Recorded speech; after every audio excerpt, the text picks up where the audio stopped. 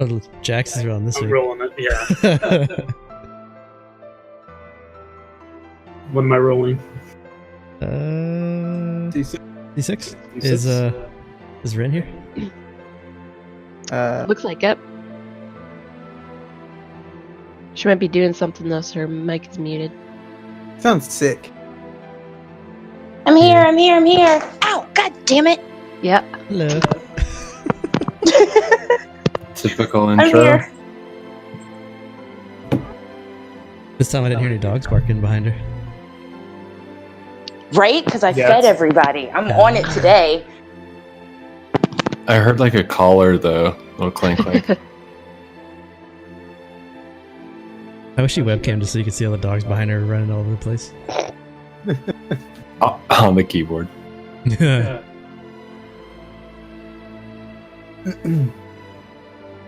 Before we get into the Jax's role, a couple quick reminders for today. Since it's probably gonna be a big RP session. Remember that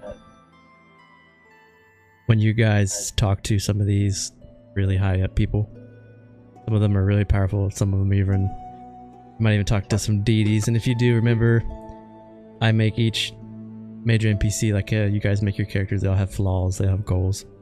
When you're talking to them, if you strategically speak to them in ways that hit their goals or deal with their flaws in certain ways, the DC that you need to roll to help yourselves out will be lowered. And then if you talk to them but you hit things that they would look differently at you with, the DC gets higher. So based on how you guys speak to these guys, DC gets higher or lower. Every NPC So they can might be kill us? persuaded. Or they might kick you out. No. Or you might I think if you- Is that? like if you ask for aid, but you're talking to somebody and you say, "Hey, your mom's fat," DC would be 40. Or if you were talking to someone that really enjoyed flattery and you were really flattering to them, the DC would be lower. That's kind of how it works. So Rue shouldn't be allowed to speak first. Yeah, Rue should stay outside. Just remember, because you're going to be meeting you're almost going a crash course of all the higher ups in the world. If you guys go with your plan. Oh, right! I want a dragon baby! Nope. See, you're not allowed to talk. Fuck, I have a feeling you're gonna make me talk. Because you're the bard. This I is your demand gold or something. Just remember how well you guys persuade me lowers the DC that you have to roll. That's how it works. I think that's all I got. Jax, do that D6. Gonna hit it too? Oh, Rin, Lady God. Pennywinkle. Your first time recapping. She can remember. Feel free to help her out because a Right? lot happened last week. Okay. Right? Okay, because I remember we met up with Asmodeus in his heart tree sky fort and he wants us to help defeat, god damn it, who are we supposed to defeat? Some evil guy? The big evil guy. Dead Knight. Grandfather. Oh, is it we're trying to defeat my grandfather, not the guy who's in charge of my grandfather? Okay. We're trying to defeat my grandfather Varus and Rue is on Asmodeus's dick, hardcore. And we were in this hot debate about if we should go and get Varus right now, or if we should get magical items from the Dragon Kingdom and talk to the elders of the other kingdom. I don't remember the name. And then we decided we were going to tree jump. And then there was something else about, okay, now I feel really bad. Now I look at people's names because I want to say Todic, but I don't think that's your name. What up, Toe Dick? Oh, that's great. The fuck is up with you guys? I hope it's the big toe, dude. Okay, I'm sorry. My computer isn't loading. Name of the YouTube Okay, video is gonna be Toe Dick. Yeah, really. You're welcome. I'm glad that stayed in your head, though. I'm glad that's the name that pops up. Right? I'm really upset with that. Okay, but he can either be more of a minotaur or a gnome, depending on his choices. Like if he was like more aggressive and in charge, he's a minotaur. If he's stop it! I know I'm fucking up. Like no support anywhere. No support. Yeah. That's about all I got. I'm so sorry. I want a dragon baby. I remember that. And the abomination of a baby that's siphoning all of the magical powers from the Fey Touch Right. Forest. The picture just popped up. That is horrible. Is that what we're going to kill? We have to go so kill cute. the monster goopy baby. Goopy, yeah. Yeah, look at it. Ooh. Dead sexy. Anyone else want to add anything before we start? No, I mean, that pretty much summed it all up. You hit most of it. Yeah. There's a vampire. Oh yeah, right. Yeah. The I With the forgot all about nightclub. What was it called? The Red Fang? And Yes. there's a vampire colony to the south. And who gave him blood? Me Brew and Falstaff. And All right. Yeah. Because I was like, wait a minute, who's this fuck right here? And then I was like, alright, you can have some. Yeah, I remember it happening just like that. last week we went an extra hour while you guys were pretty much debating the whole time. It was awesome.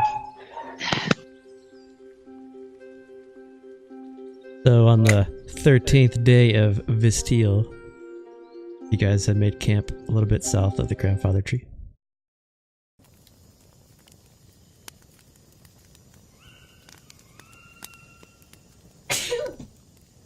Bless you.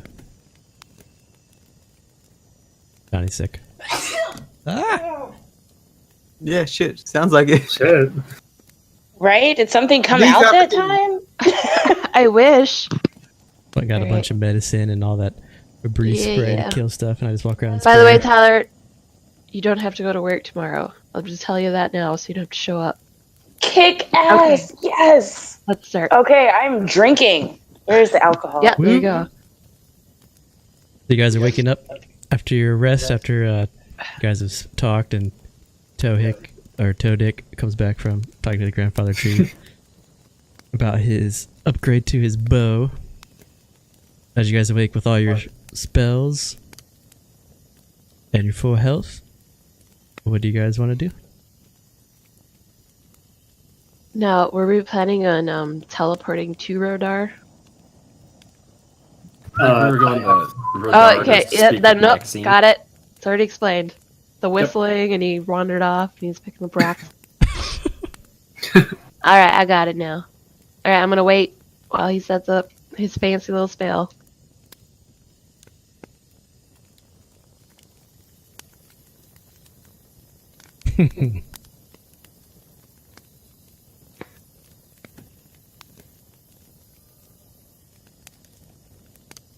So pretty. Would you like to describe how your way gate looks?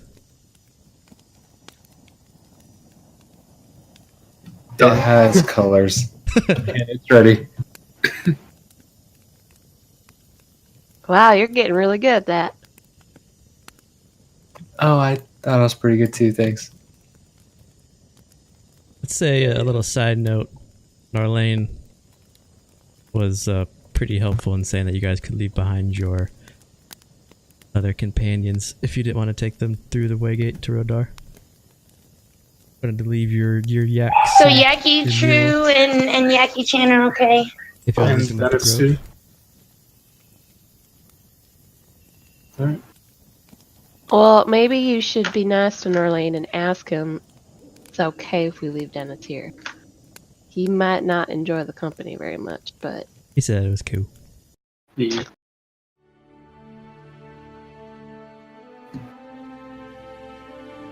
So as the six of you step through the waygate made by your friend Falstaff, you step out into a which you've done this before, haven't you? Yeah, you step through into the Yes. the Mage Tower at number 5. That's how we got Rin. As you step through the waygate of the What? That's how babies are made? Wow. as you guys step out of the Drathkala Tower, you don't see Nexine Drathkala anywhere, the High Sorceress, but you do see some of her like acolytes and some of her students are walking around tending to the tower.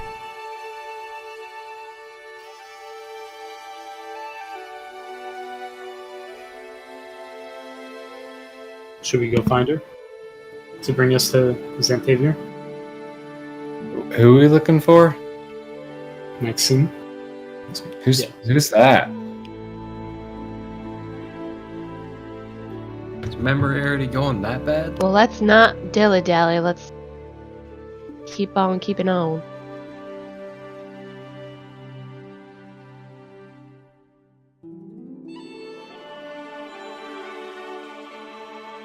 Alright, I'll follow you, Jax.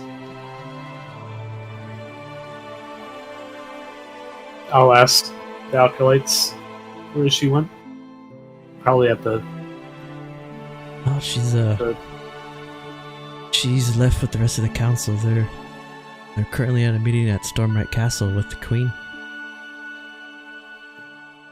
You want to try to gain admission to the Stormwright Castle? She may take you in.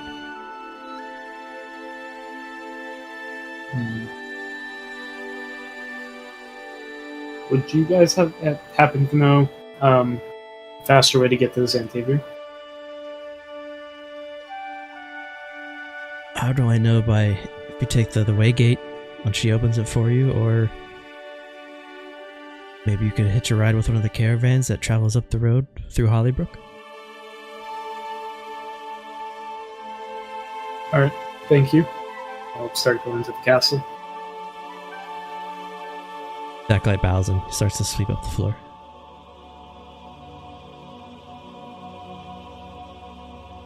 You guys walk out of the tower. Sun's still rising. The streets where you're at, you're in the richer part of the city, so the roads are stone and paved, and you guys are going through the cobblestone and walking around. The people here have finer garments, and they kind of give you a look as you guys are walking through the town.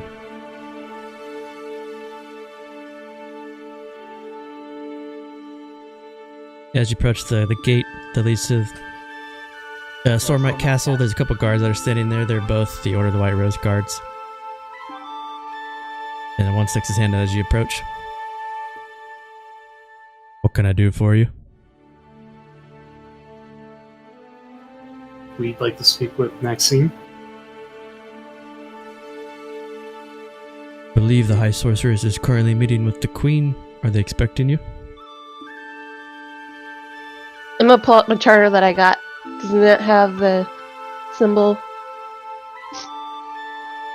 It does. It's in your in the journal under campaign handouts too. You want to see it? I want to pull it out. We need to meet with the council now. We have some urgent news.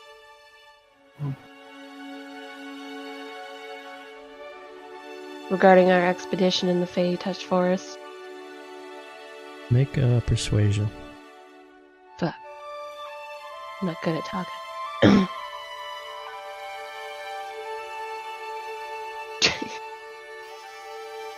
If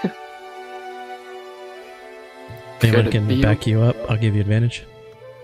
I was gonna ask if she would have advantage because she has the charter. I'll give her advantage if one of you guys help her.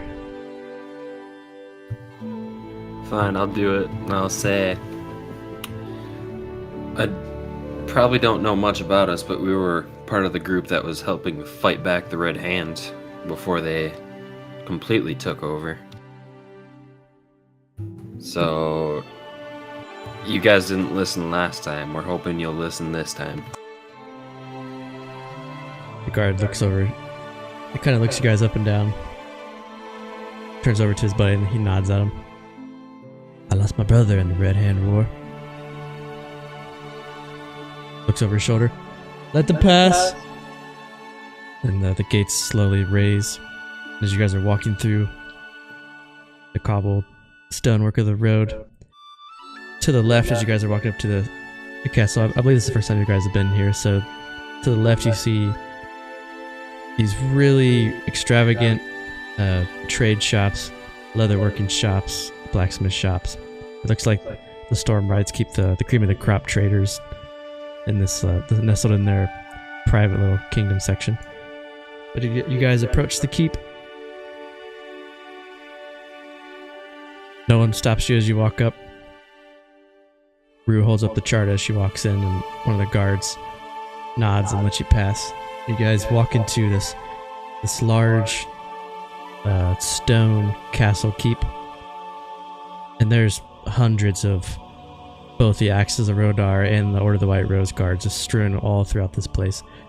And they look at you guys as you pass, but none of them have stopped you. And as you guys are walking through, there's war horses and there's giant ballistas and siege equipment, siege weaponry.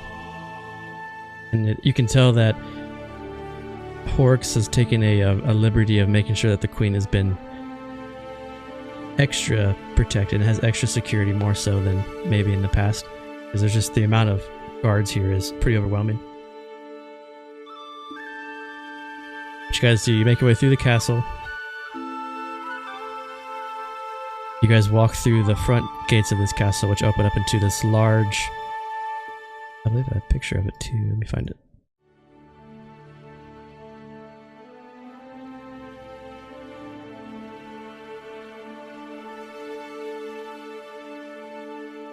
You're walking through the keep and then come around a corner, up some stairs, and it's pretty easy to find direction of yourselves because the guards stand in areas where you wouldn't be allowed to go into. Like they stand in front of some doors, but it's almost like they're funneling you in the direction that you're supposed to go through. And as they're funneling you through in the high ceilings and the chandeliers, and all these guards are just stationed with their armor shining bright, they lead you into the throne room. Bless you again. You guys walk into the throne room of the Stormwright Castle. As you guys walk up the stairs to come around the corners, you can hear some loud talking. You can hear Horrocks. It's hard to hear what he's saying, but you can hear him bellowing as he always does. You hear a soft voice, which you assume is the queen.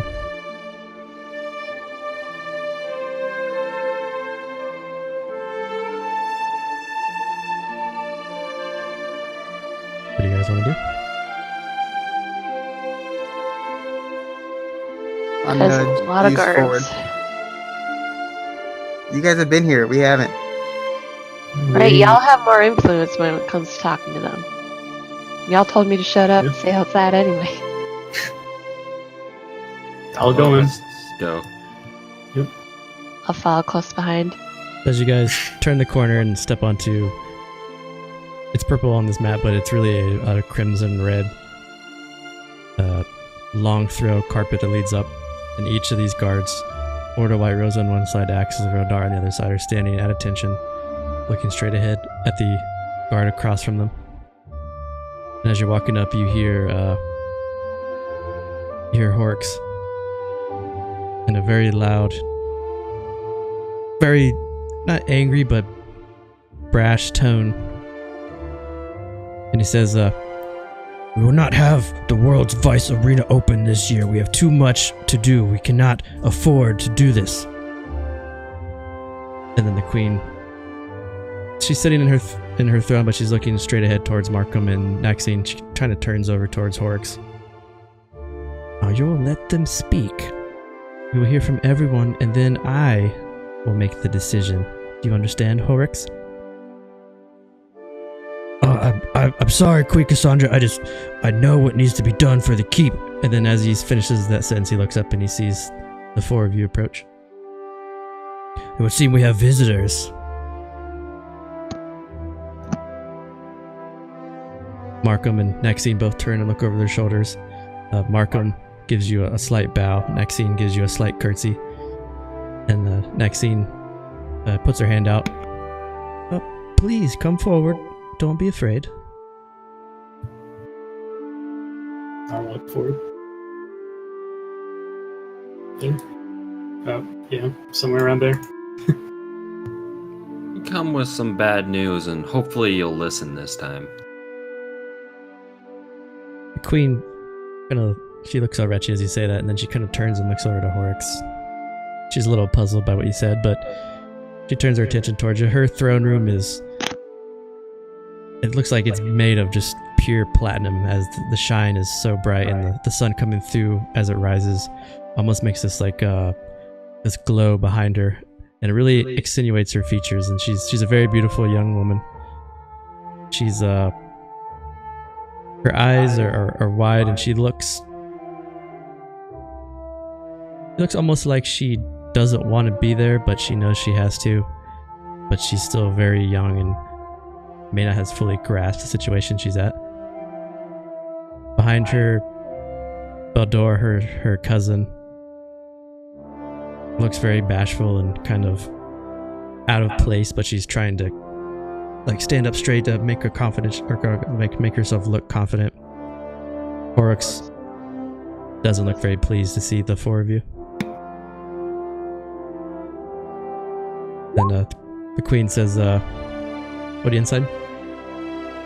Well, with that, really what I want to see, like, does she see her position as an inconvenience to herself, or is she just not caring about her position because she doesn't have a lot of experience and she's not confident?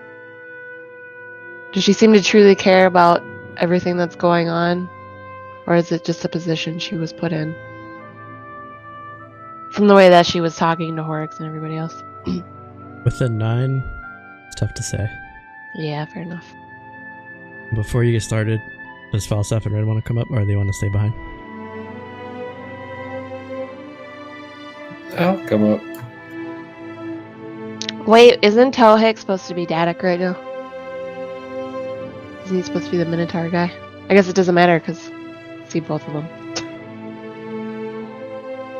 Hey, you're reversed right now, aren't you? Yep, I just can't move. Daddy. Yeah, I gotcha. Here we go.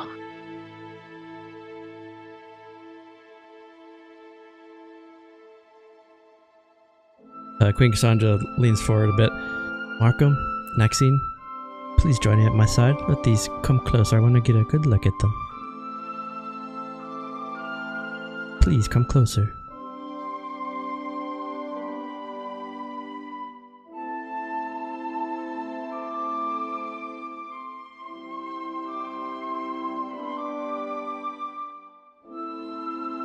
What an interesting group. An Arakakra, a Tabaxi, a Minotaur, I think. A withered man, and a very handsome man. Oh, well, thank you. You're looking pretty good yourself too, Queen Stormwright. Kinda looks I think down she there. was talking about me. You're very What? handsome. You're very handsome too there, sir. Please, please tell me who you are. I haven't met you. I know my council has done work with you in the past, but I would like to personally know who each of you are.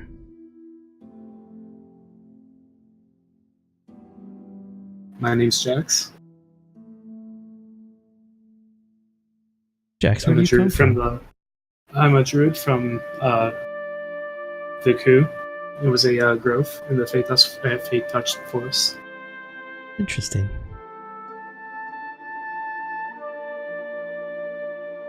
Well, it's a pleasure to meet you, Queen. My name is Rue, I guess more formally known as Raina Pywin from Hollybrook. And I'm actually a human.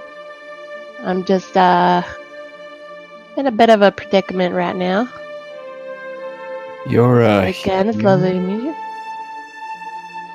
I'm a slap Falstaff.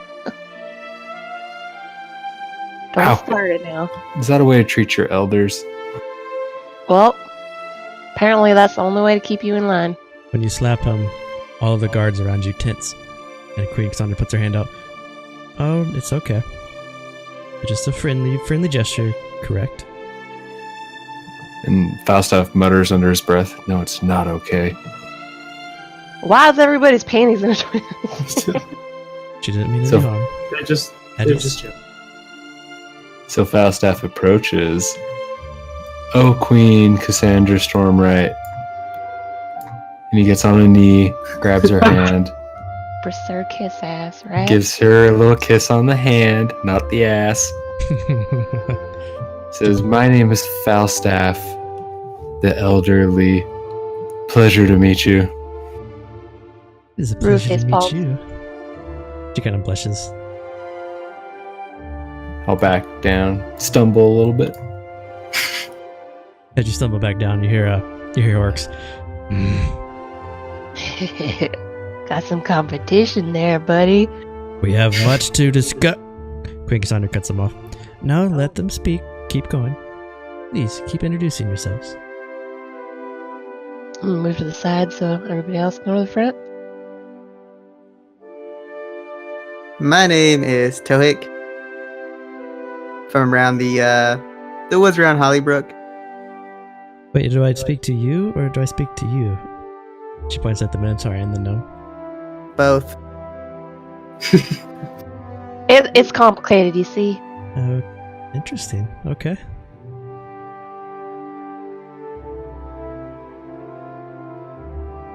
You can also call him Toe Dick.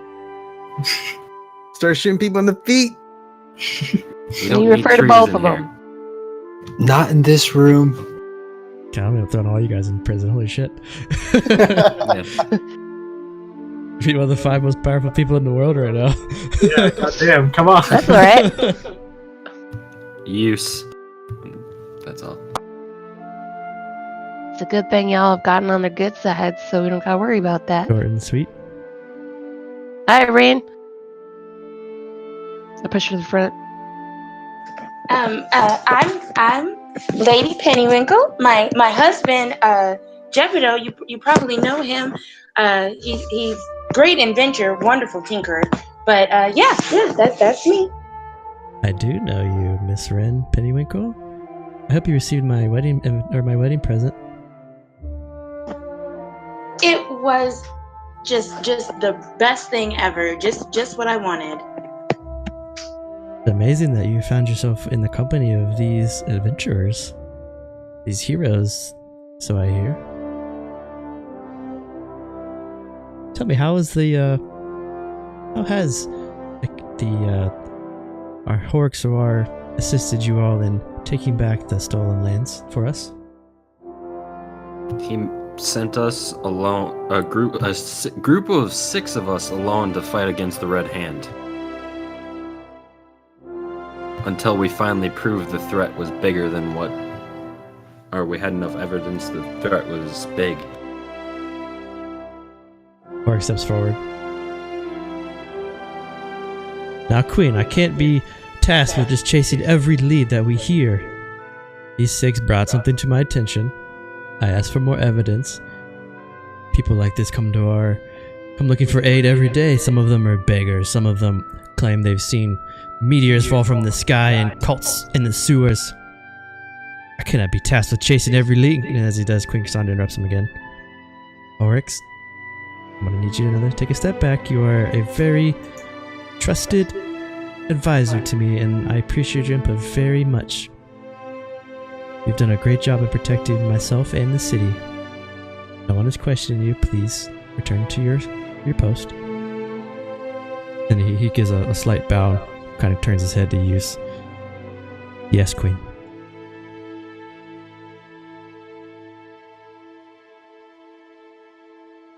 Now, Queen speaks again. Please, do tell me why you've come to me. For I'm afraid I may also ask you your input on another matter as well. But please, you first. Tell me, why are you here?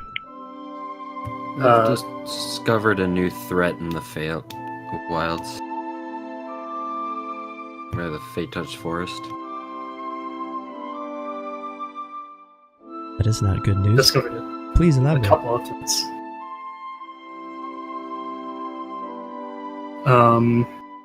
First we had the Skaven, which was bringing what was it? Fuck. They were plaguing Hollybrook. Ira. Oh, yes. Yeah, Ira. Grand Duke Alton Ravengard has requested aid, and we have sent some extra Knights of the White Rose, and we've reached out to the Creed for assistance also in helping this Skaven threat. They are no longer a threat. Well, at least in that area. There's still another major target we have to go after. Excellent. So you cleaned out the Skaven, and I assume wiped out their hovel? Yes. Oh, and you said you went to the Creed for assistance. Is that why they're in Hollybrook right now? Yes, Horks has done a very admirable job of not only turning to the Axis of Rodar for help, but establishing the Knights of the White Rose to make sure that we never have another issue as we did with the Red Hand, where we have quicker routes to help all of the settlements that are under the banner of Rodar. We very much want to make sure our Rodarians are safe. And reaching out to the Creed, even though they are an independent nation, they are very powerful in terms of they can handle those who have broken the laws of magic, and we turn to them in times when we know we have very dire threats that they can use their judicial system and their judges to oversee trials and properly maintain powerful sorcerers and wizards. I believe once we've fully established that the Stolen Lands are safe, that the Creed will return back to their settlement. But it's always nice to have them around. Please continue. What else is plaguing the Stolen Lands in the Fate-touched forest? The main thing we're after right now is we found ruins going to the cradle of the Ward God. This area is very powerful, and once we go in, we can't come out until we've defeated the enemies inside. The main enemies inside are Lord Soth, which was at the Red Hand, at the Grandfather Tree, and Alasha Varhun ascended. Then there's a hag in there called Grandmother, I think. When you say And that, then- when you say hag, you hear Maxine Drethkala puts her hand to her chin and starts to rub her chin. She's looking at you very intently. A hag is never good. Yeah, this one might be extra pissed at us too. We killed maybe her child or something. Auntie? He killed Apparently. one of her covens. There was, a whole coven that's involved with this. We don't know how deep it goes, but it is possible that the Red Hand may still be around and involved. But, we do have reason to believe that there is something serious going on and siphoning all the power from the magical ley lines throughout the Fate-touched forest. And finally, that brings me to the last target inside. There's this godchild, that's siphoning all the power from the ley line, keeping the Grandfather Tree from gaining power back. It's draining energy from the ley line to grow stronger. Say the That's form that it's in right now is just probably a chrysalis for what's to come. And you say you enter this cradle to go after this baby god. Get it? Cradle baby? Yeah. You say you cannot return unless you have destroyed the god? Yes.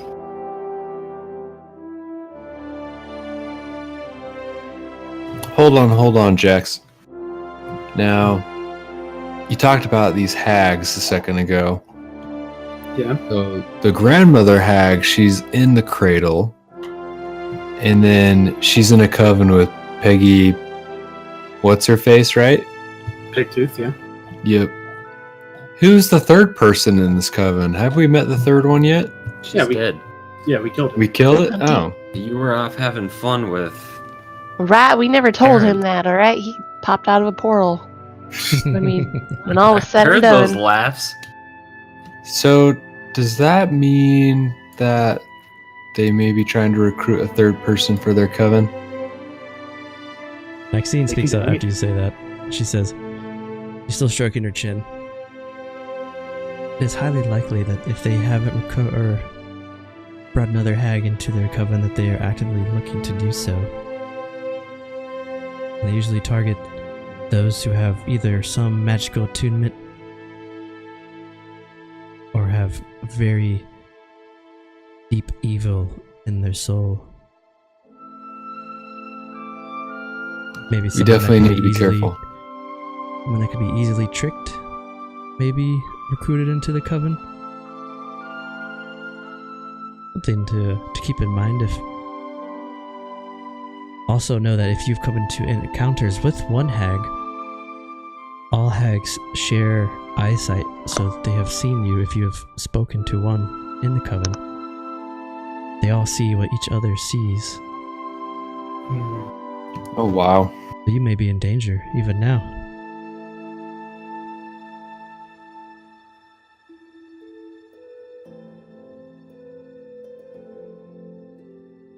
The queen then turns, looks over to Horrocks and Markham. What is both of your assessment on the situation? Markham steps forward.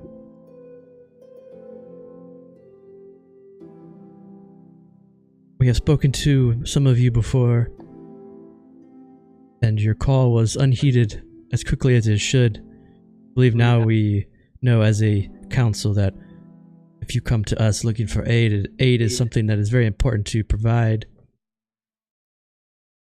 It would seem that sending the full force of Rodar is not the best situation, since you have to dive deep into the depths of this cradle.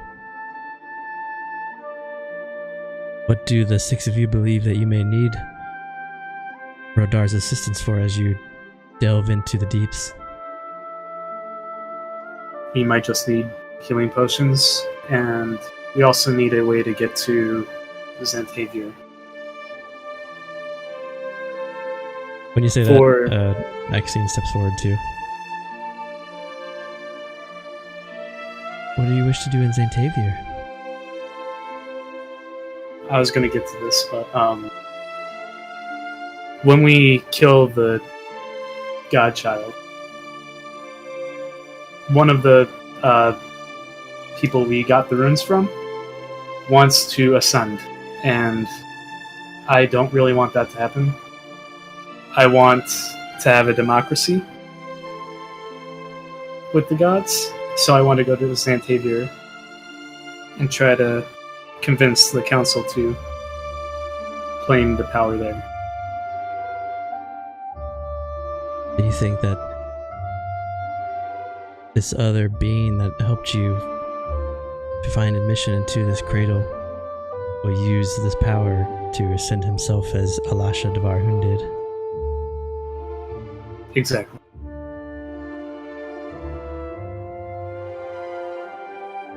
I can get you there. I can maybe give you a way to speak to Galestus the Wise, but I know it may be difficult to have the gods even acknowledge your presence. But even Xantavia, I may be able to offer you some sort of aid. I think we might be able to convince them with the with trying to give them power. Yeah, it wouldn't hurt to try. We can go to my tower and bless you. We could go to my tower and I can send all 6 of you there when you're all ready. And as she says that, Hork steps forward. Well, just hold on 1 second. We need to speak as a council and decide what is the proper manner to go about this. And yes, they are adventurers. They have found this. They've brought this to us. But are we certain that these 6 are the right ones to send into the cradle? Is there anyone more powerful that maybe we could ask for assistance? Like I know of a very powerful warrior, Lord Sullivan Geldar, who may be able to go in their stead.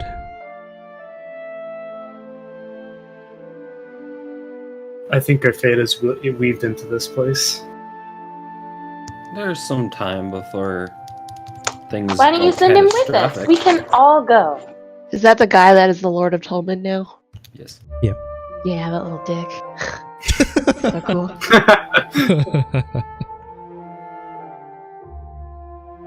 If I remember hearing that name right, the last time we were working on freeing a dwarven stronghold from some elementals, he attacked us when we released him from his cage.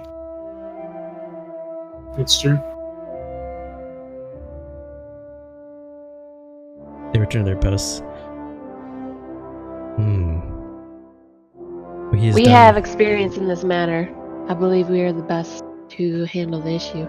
Lord Sullivan Geldar has done great things for us in Tolmond. Have you been to Tolmond recently? It is a thriving city with a new port. We're hoping to establish trade routes with Caldrath. Well, if that's the case, are you willing to risk losing him?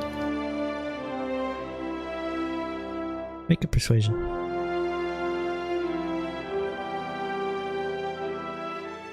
Ooh, nice. Because after all, there are a number of very powerful enemies, and you should have,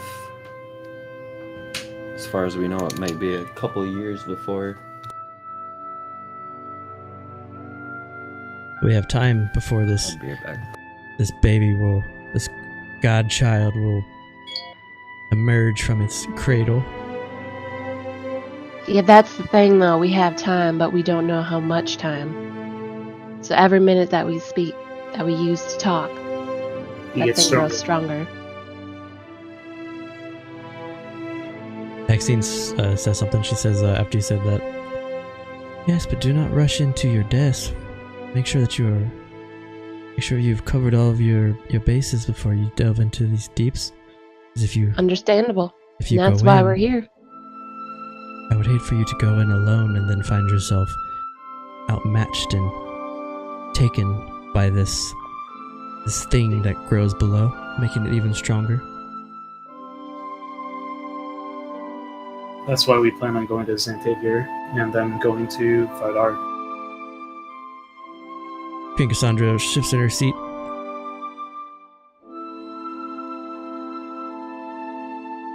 This is a very grave threat, I would say. We have other threats also as a capital city that we must deal with, but I think we should put it to a vote. I do agree that sending you 6 is a covert operation to make your way through, and maybe after a set amount of time, if you have not made it out, we will send in Lord Sullivan Geldar if you do not return in, say, a month's time.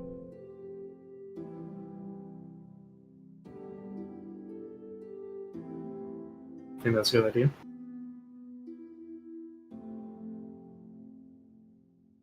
What say you, the Council of Elders? Please vote. Sending these 6 adventurers into the depths of hell and for the glory of Rodar. Markham Shin says, yay. Next scene, puts her hand up, yay. Beldora looks kind of cross-eyed over to Horrocks, but it's pretty easy for the 6 of you to see. Horrocks goes, yay. And after Horrocks says yay, Beldora goes, yay. Queen Cassandra says, oh, well then it's settled. You 6 will dive into the depths once you feel you are ready. Next scene will send you to Xantavier. But before you go, I'm sure there's time on your hands, so I wish to at least ask your opinion of what you think of one of the matters that is plaguing Rodar.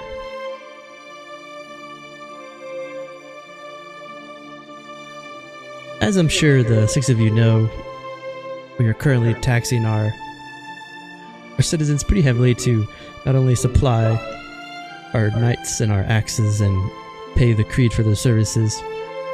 We are bolstering our defenses after the Red Hand attacked us and laid waste to some of our settlements. When my father and grandfather took the throne and ascended to the kings and queens of Rodar, a time later we built the world's vice arena in the city, in the middle of the city, and every year since we've held games as a way to calm the crowd, show support for the city, and to give those time to shine. We do this every year during the darkening of the veil on the 26th of Vizil. Oryx believes we should cancel these games. He doesn't want to put more pressure on security measures and to deal with the cost to run the games, but I believe that the people would love to see this, as they always have. I know there are those who would wish to fight in these games. It is a pure gladiatorial sport to the death. There's a little bloodshed always goes to help the masses. I'm curious, what do the 6 of you think? Should we keep our standards, having this gladiatorial arena every year as we do? Or do you think we should listen to our champion Hork here and cancel the games for 1 year? I think you should keep to tradition. Absolutely. I think it would be a good idea to keep the public happy. Citizens are your backbone of society. Without them, Rodar would surely not be anything.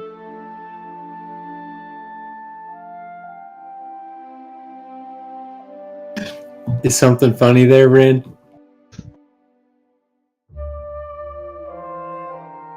I just love listening to Rue negotiate. I mean, we're not negotiating, we're just talking. Do you not agree that the citizens are important? The little people matter too. Very important, and keeping them happy will only make you yourself happy. Happier.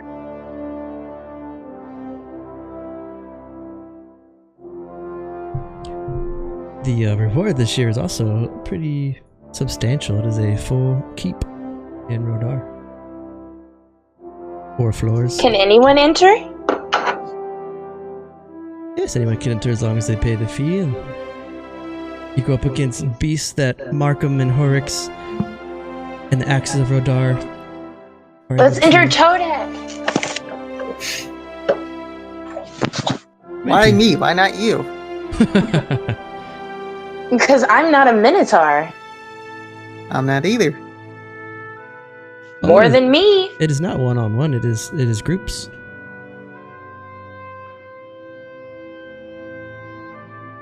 Oh, so we can all enter. You'd have to all enter, or none of you would be able to enter, I'm afraid. It sounds like fun. Yeah, let's do it. Woo! It's not for some time, right? Yeah, it's gonna be a bit. It's in 2 weeks.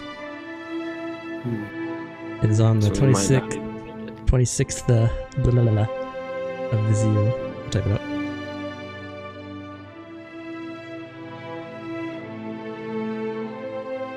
It's called the Darkening of the Veil. It's basically like their harvest thing that they do every year.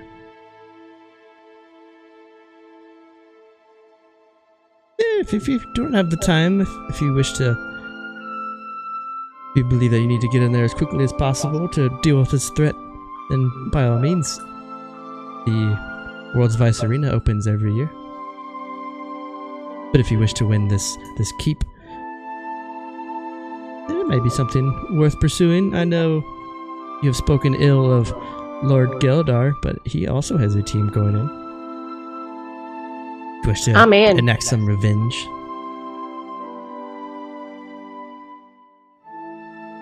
But I understand the fate of the world is very important. I just must keep everything acting as is and plan for the acknowledgement that you six will go in there and perform admirably, saving us from this threat. Our citizens don't need to know about this. I think you're right. I think this is something that we should keep under wraps to avoid panic. However, I do think that the darkening of the veil sounds intriguing. Does this group think we'd be back within a couple weeks to participate? Possibly. Depends Queen on the Cassandra. guy. I don't know, Queen. If you could maybe delay that a week, just to make I think sure we'll be fine. we're back. I think we'd like to take part of that. If you wish to participate, all you need to do here is speak to Markham Shin. At least by the 24th, I believe. Markham, yes? He looks over. Yes, and you don't even need to show or appear in person. You could send me a raven, a message. Just understand that this is a fight to the death. So if you do face Lord Sir Geldar, you have to kill him if you see him. What kind of fucking game is that? To hold in Right? the How city? is that a celebration of a harvest? I don't. It sounds like a buzzkill. Sounds like a good time. The darkening of the veil. Our citizens like to see death. I think death doesn't bother us. In fact, I'm sure quite a few of us have taken a few lives ourselves. In fact, But sorry. Justifiably so. You in don't fact, kill for games. Mr. Markham Shin, please sign us up right now. Don't do that yet. Alright, these silly games aside, are you gonna help us get to Xantaviar? Maxine Drethkal says, yes, whenever you're ready. And Markham looks up and he writes your name on his paper. Anyone else? Anyone going in with me? I mean, we have to. You wrote our name down. Yeah, you signed us all up. Yeah. Hey, you're welcome. Worst case, and what many of our participants do is they hire outsiders to resurrect their bodies once they die. So if you have the gold, let's put these measures in place too. If you die on the field, someone will resurrect you. Now, resurrect, not reincarnate, right? Correct. Well, surely if we lose, the shame would be enough to keep us in the grave. Queen Kasandra says, plus you have a keep in my circle. You will be close to the castle. I do like to have powerful adventurers such as yourselves close by. And the renown that you will all receive as you slay beasts and humanoids in front of hundreds of thousands is hard to dismiss.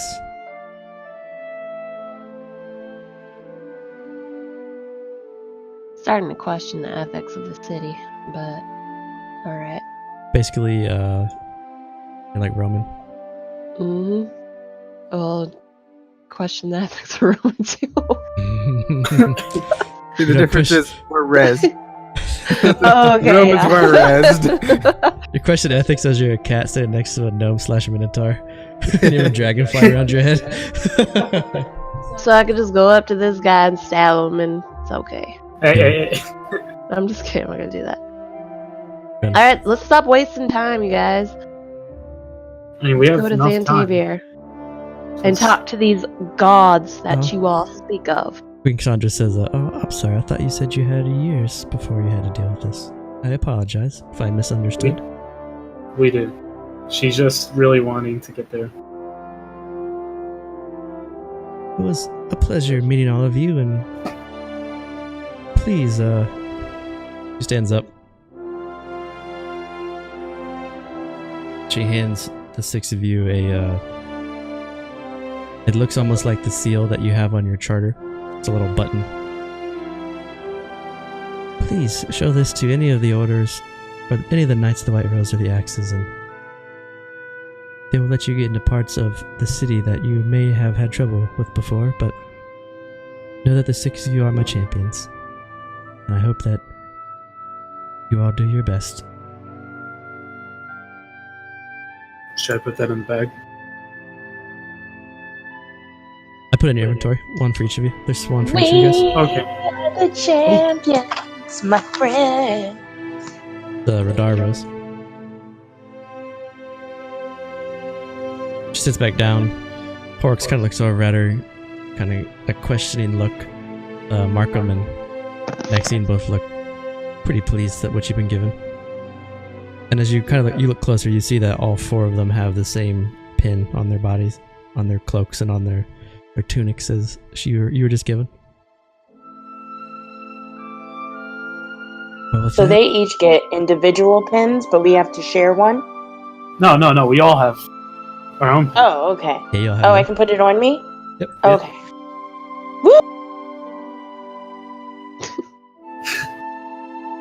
I got it cut off. It's a half whoop.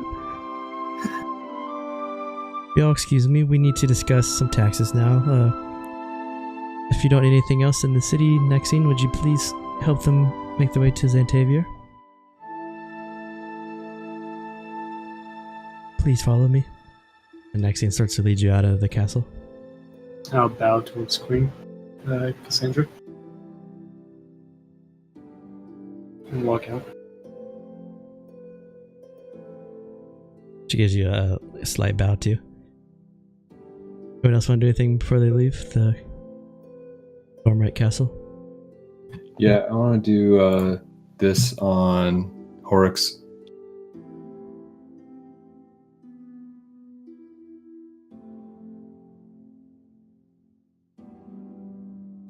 Wisdom? Yes. Got a 19. What's your DC? That's a pass. I think he has an 18. But, I like how it's verbal, somatic, and movement, so you're doing everything. It's probably not. I probably added that myself. he passed it. He has a stone look across his face as you guys are walking out. I guess before I turn and leave too, I'll He's just a Mike say Morheim. tell Baldora to try and think for herself some more. Group mentality is a dangerous thing when leading a kingdom. She kind of puts her head down. Does it really look at you?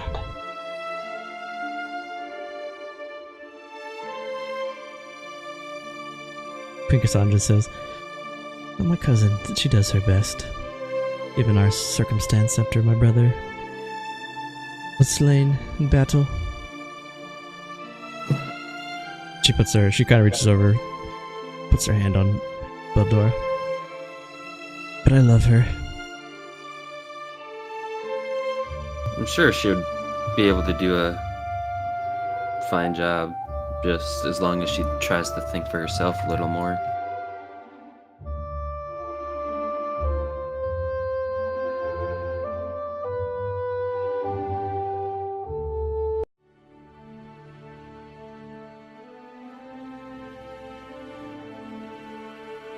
I think that was very productive.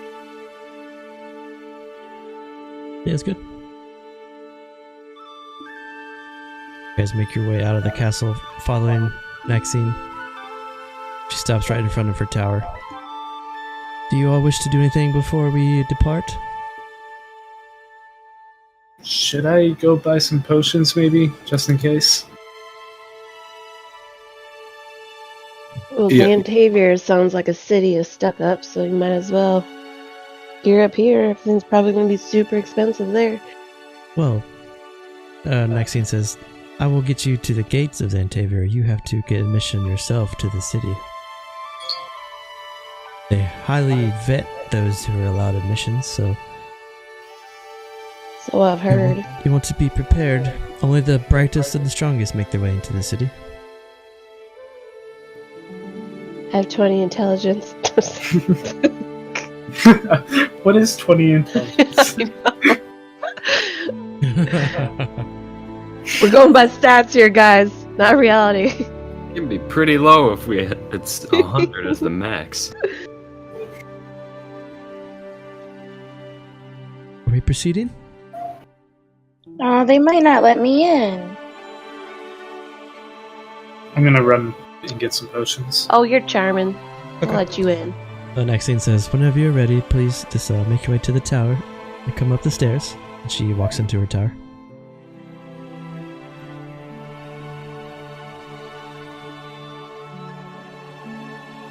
You guys gonna go buy some stuff here before you go? Just potions. If anybody else wants some, they can, I guess. Thanks for I your want a new permission, cloak. Jax.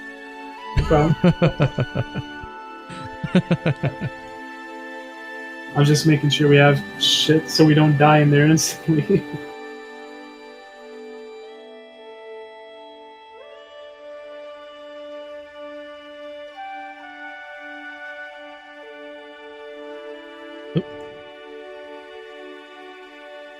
Alright, so... what kind of potion do you want to buy? Let's do. Can we do 3 greater healing potions? How much that will run us up? That'll be... 400 gold apiece. Ooh-wee! Yeah. Alright.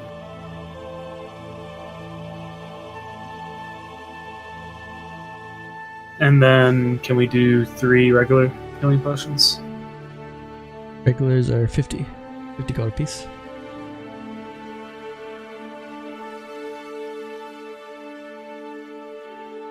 Alright, so it'll be 1,350.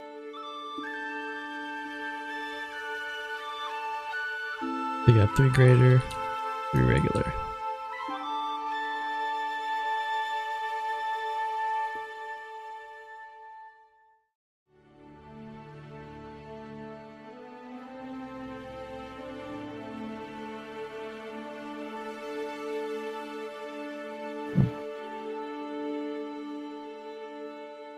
Alright, let me subtract that. Anybody want to buy something? Nope.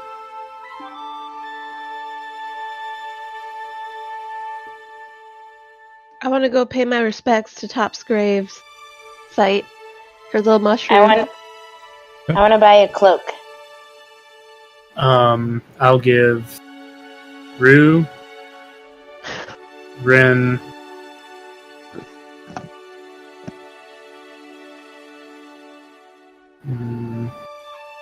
and Tohik a greater healing potion. And I'll give I'll give 2 to, well, not 2, but regular healings to the rest. So me, Falstaff, and Use. Okay. What kind of cloak do you want to buy, Rin? A sparkly one. Okay. Fucking Tops is coming back. Sparkly as in magical? Or sparkly as in just, like fine silk? Oh yeah, What kind of magical, and pretty. Magical and pretty. Stylish and functional.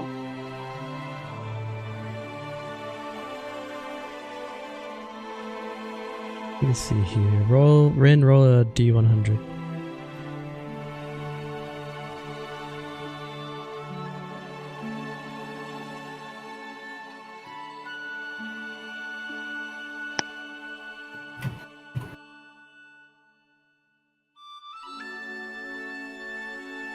As you guys are in the Tun's little ward, going to your usual shops that you guys are pretty comfortable with. He doesn't have any magical cloaks, but he does have a nice the purple silk cloak That'll sell you for 1 gold piece if you like it. Very silky smooth. I'll take it. Give yourself a silky smooth purple cloak.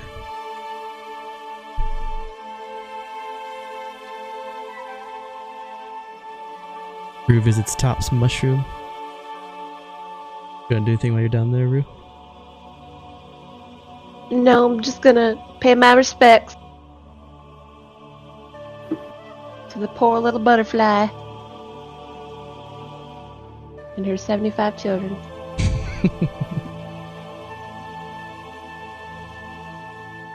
And smoke my pipe. Smoke your pipe. Okay.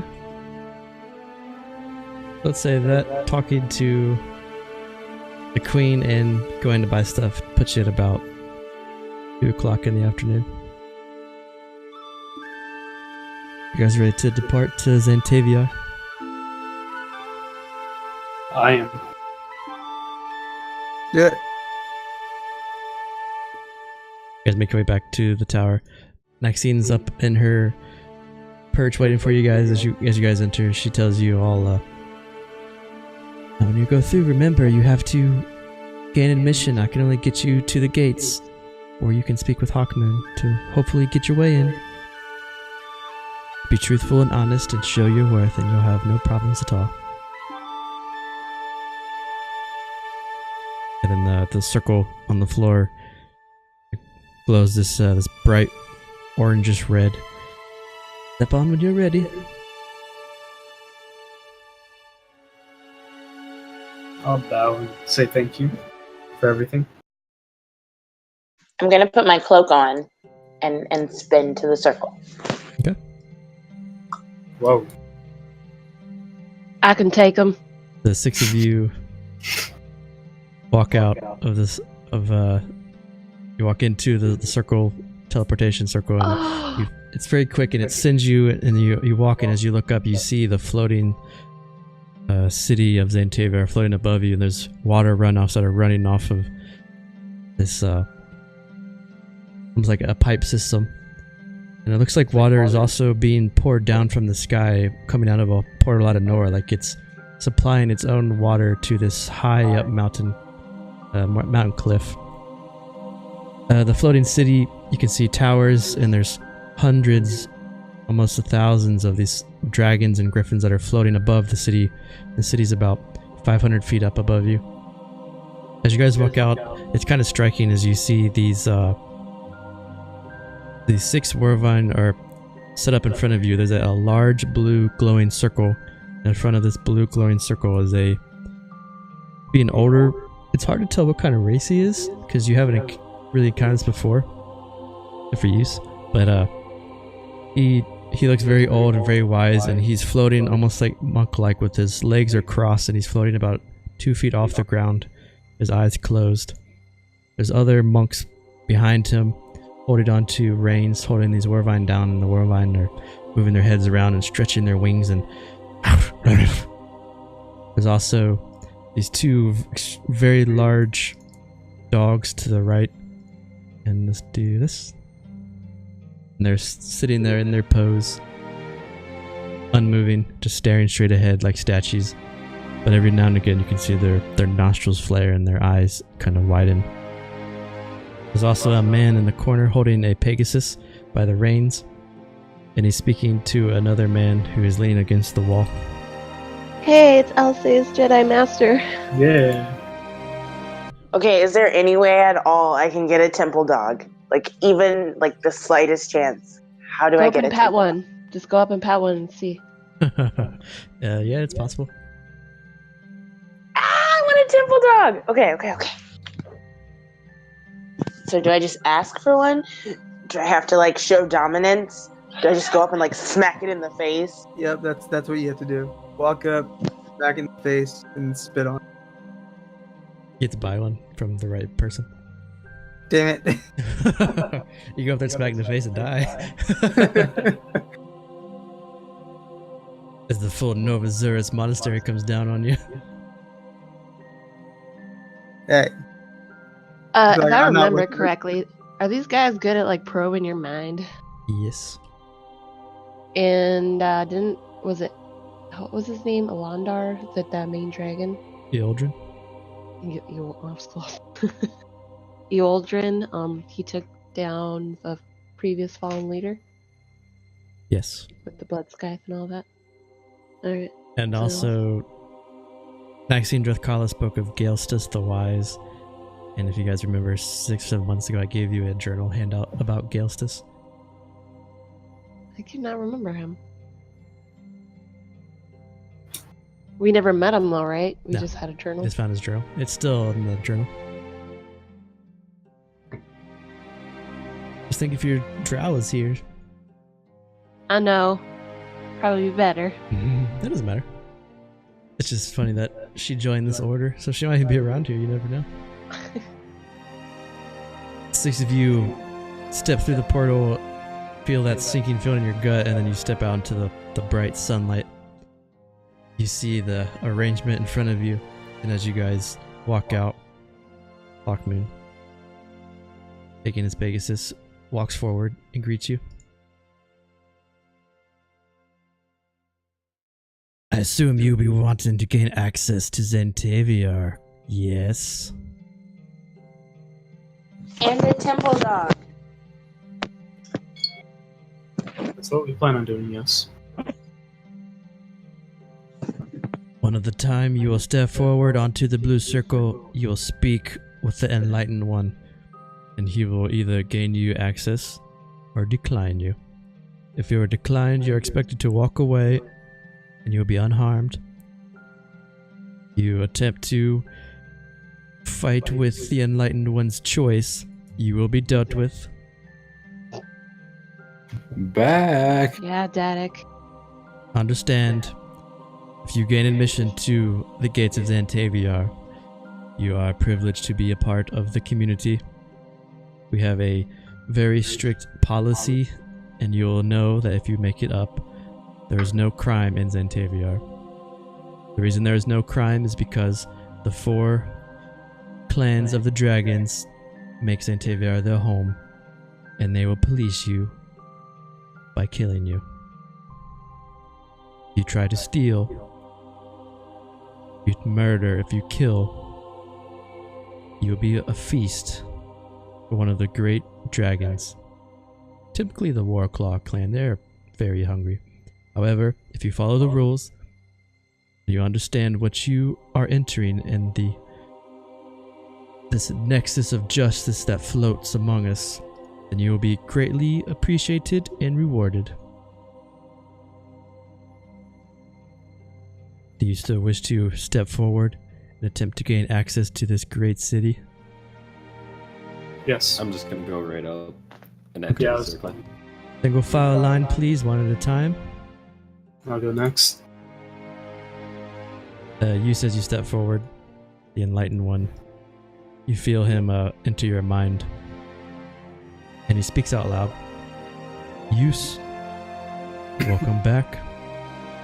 Thank you. You have gained admission, please. You may either fly up yourself or take one of the Wyvern. I'll fly up myself. Do you want to fly up now or do you want to wait? I'll just go right away. Okay. You see Use walk up and What a immediately show off. he immediately is gained access, and you get the sense that he's been here before. He starts to fly up towards the city.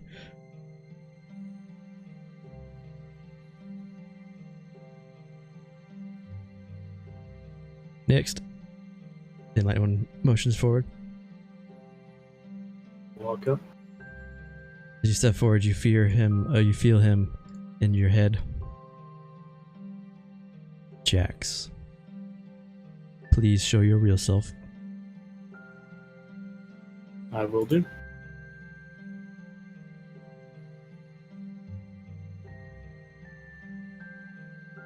Follower of the Coup in Orlane, the Archdruid. That is correct.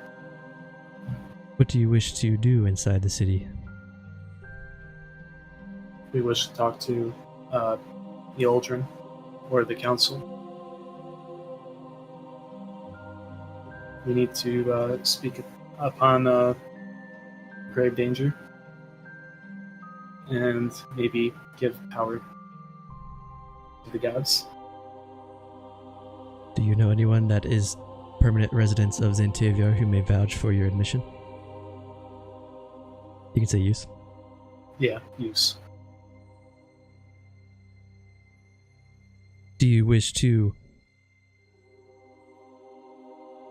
study at the Cloud District in the Quill?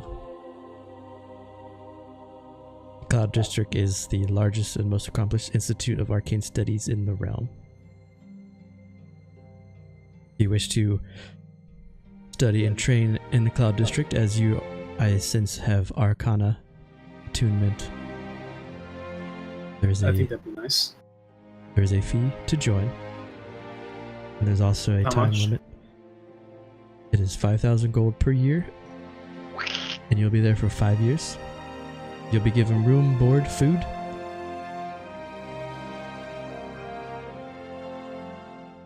I might have to think about that. You How wish- long You is join a the- frat house. You can join anytime once you get up there. Okay.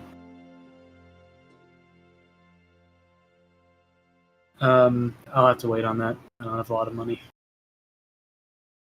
Do you understand the consequences of breaking the law inside Xantaviar that Sovereign Candruss the Protector has bestowed upon us? I understand.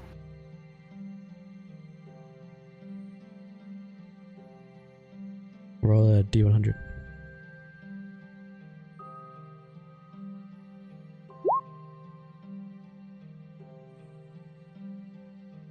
You have been granted access to Xantaviar. Do you wish to fly up yourself or wish to take a Wervine? I'll take a word. He motions to one of the monks, and the monk walks a dragon towards you. Thank And you. he hands you the reins. I'll go for it to take it. And he's gone. So you take that Wervine and start to fly up in the air. The Wervine and fly up. Another one lands behind the same monk, and he takes it by the reins. Next forward, please.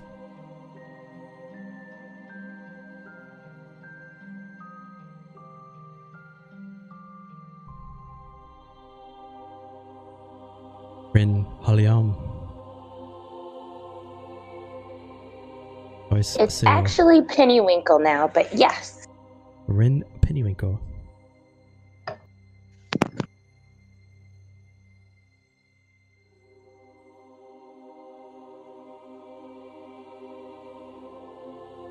Grandfather of Varys.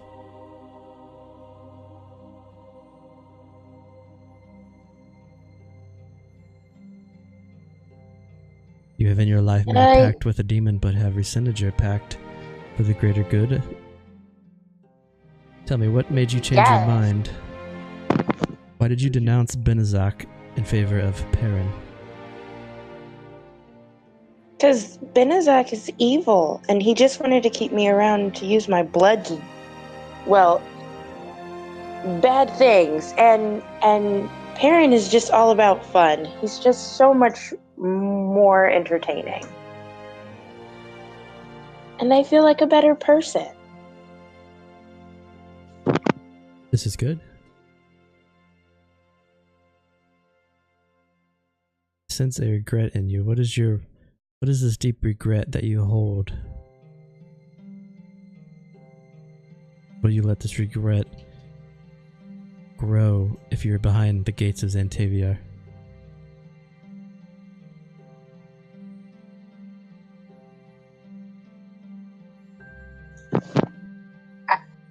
I don't,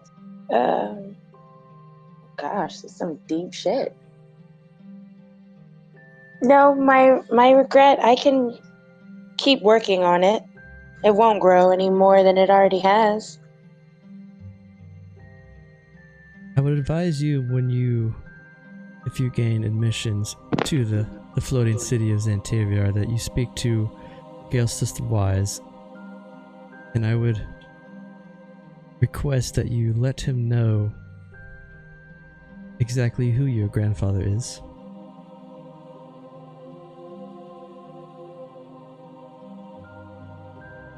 Do you understand that once you're behind the gates that the consequences of breaking any laws inside Xantaviar? Absolutely. Talks to you again about the Cloud District and the Quill, which is the Mage Institute. I think I might stop by, look and see what they have.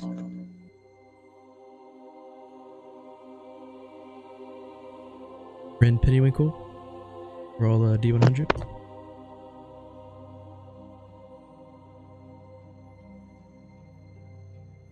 Did he break out some dice? It's like this is gonna dictate your entrance to Xantaviar. Ren, since you do not have the means of flight, would you like to take a Wovine? Yes, please.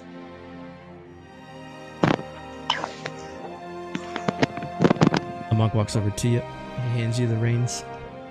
And you hop on and shoot off. Mushu is you have Mushu under your arm as you're flying up there, and you're holding him close to you as you fly up. What does 47 do? Is that for later? You might Base- tell us later. Based on your answers, different things happen Oh, okay. that I write down on my paper. After that, the Enlightened One, you see him levitate a bit as he's sitting there. He hasn't uncrossed his legs the entire time. He's still just floating in front of you guys. Next.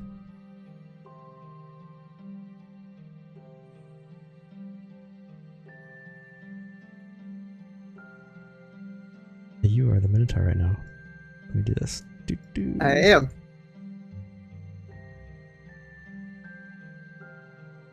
I whisper over to Falstaff. All right, if he gets in, I'm definitely gonna be able to get in. Not Yeah, back, my one. honestly. Do you prefer to Yeah, be my called... one. Do you prefer Direct Stonehoof or do you prefer Tohik?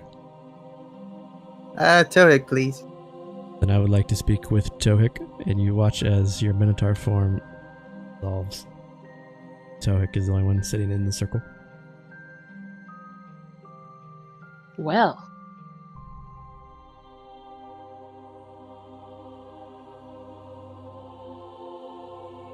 Tohik, do you come to the gates of Xantaviar to look for ways to gain revenge on those who hurt you in your past, or do you come with a pure heart and a desire to do good for not only yourself, but your companions? I'll come here for revenge. Or See. any help for it. You say no? No.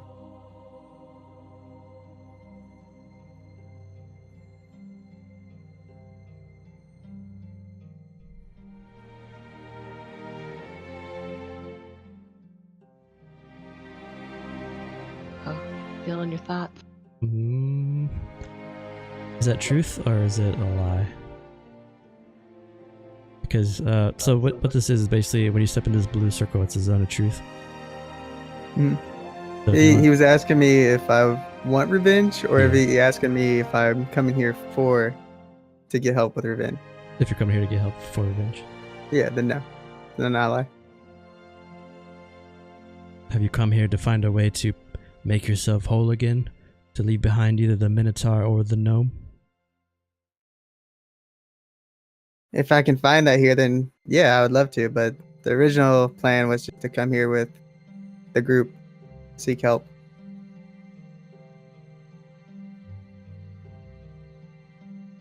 He kind of winks at you.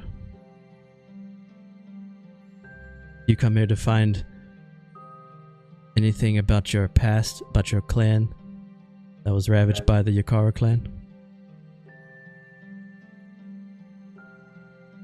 Like I said, honestly, that wasn't part of my plan. If you guys can help, that'd be great. But that's not what I'm actually looking for.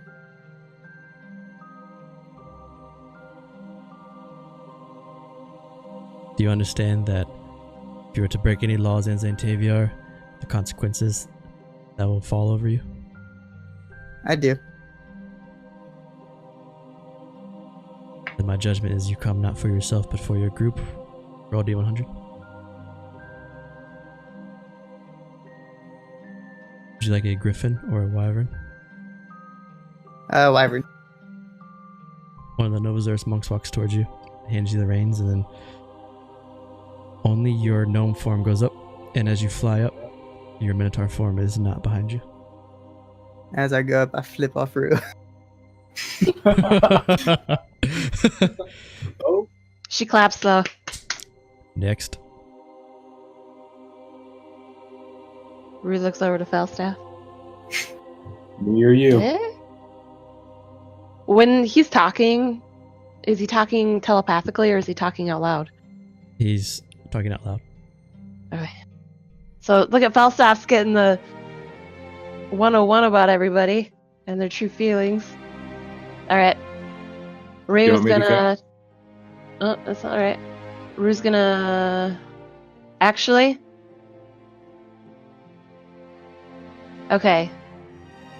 She kind of hesitantly goes up. Like, does she have to worry about her pledge that she made to Asmodeus and entering the city, or are they pretty much not biased? They just want somebody true of heart and blah blah blah, or is this a risk I'm gonna have to take? I don't know. What do you think? Okay. Well, that's if you want to go first, go for it. Okay. breeze the griffin. Well, no, let me put your griffin under you. Let's do that. There you go. I would be surprised if he's riding on him. He starts walking up there, that's okay. And he falls asleep halfway through the interrogation. Right. You gotta roll, man. It's only fair. Wait, what do you want me to do? If you fall asleep or not, don't you usually do a roll? Okay. The enlightened Okay. one floats, and as you walk up, he floats a little bit higher as Falstaff steps into the zone of truth. Well, the griffin. The griffin. Okay.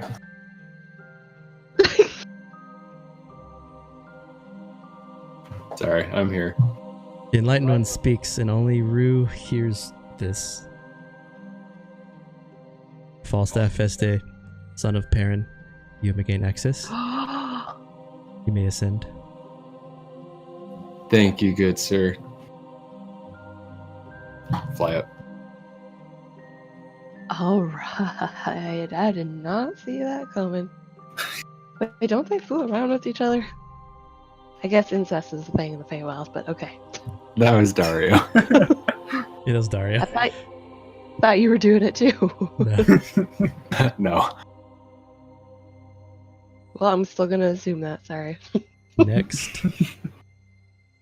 Alright, she's gonna make her way up hesitantly in there, and then she's gonna copy his pose. Sit down cross-legged in front of him.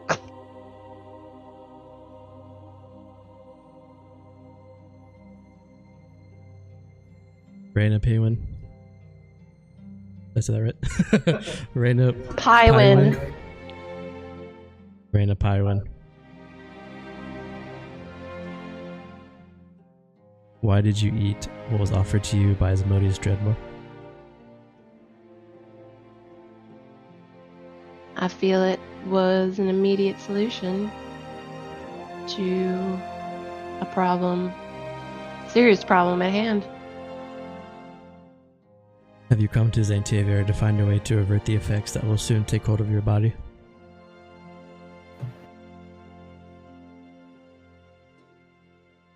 What if I'm not? Yes or no question? Yes or no answers only, please. Oh, come on. You're an enlightened one.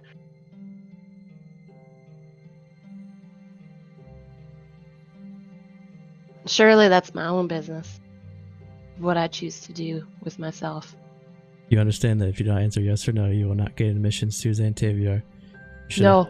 You understand that I am not here to judge what your choices are. I am just here to assess your threat to the city. Then no. Are you lying? No? Because if you're lying, you're in a zone of truth, so you have to roll. Okay, I'm not lying. It's Okay. no. What's that, you know? I don't want to revert it.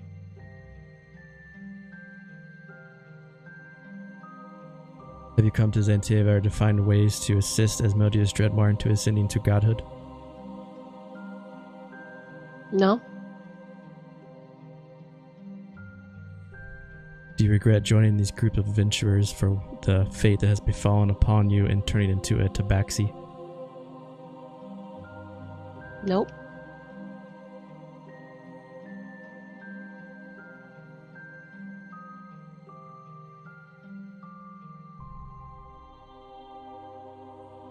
Do you understand that if you break any laws in Santaviar, the consequences that will befall you?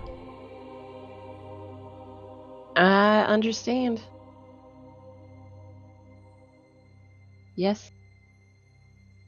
Smartass. What? I asked everybody that question. Yeah, well, I didn't give him a yes or no answer. Sorry. he's gonna look back and find sir. that Rue helps kill an old man in the pet store. You've done worse shit, and that wasn't me. That was Elsa. Oh, fuck. The Enlightened One sees all. He sees your past. He understands your choices. I am one to make sure that you come to terms with what you are, that you are not a threat to the city, and that you can bring... if you come to the city, that you add more than you subtract. I'm not worried about you going up there to steal something, as you'll just be fed to the dragons. Would you like a wyvern or a griffin? I'll roll D100 too, so I can add it to my thing. And boss off roll D100 too. I didn't get you to roll one, so I can write it down.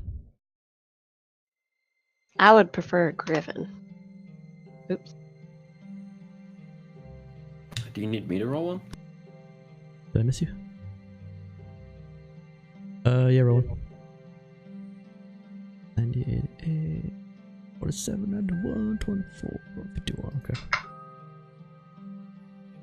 A griffin is brought before you, Rue. Mount it and fly up. I think I'm the only one that got I got the lowest roll. Fuck. Yeah, it's okay. It's not a. There's not like if you roll higher you get better kind of thing. Hmm. It's like a table then?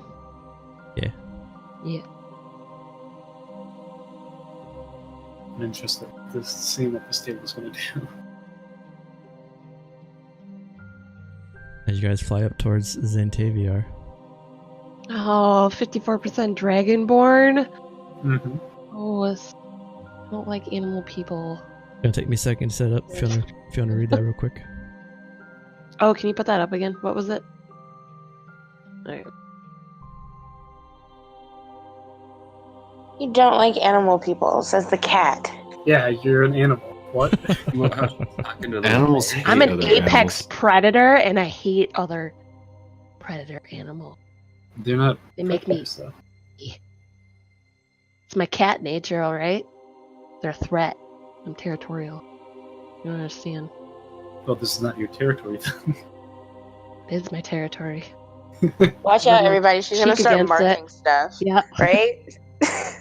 She's gonna start It's already spraying done. on stuff.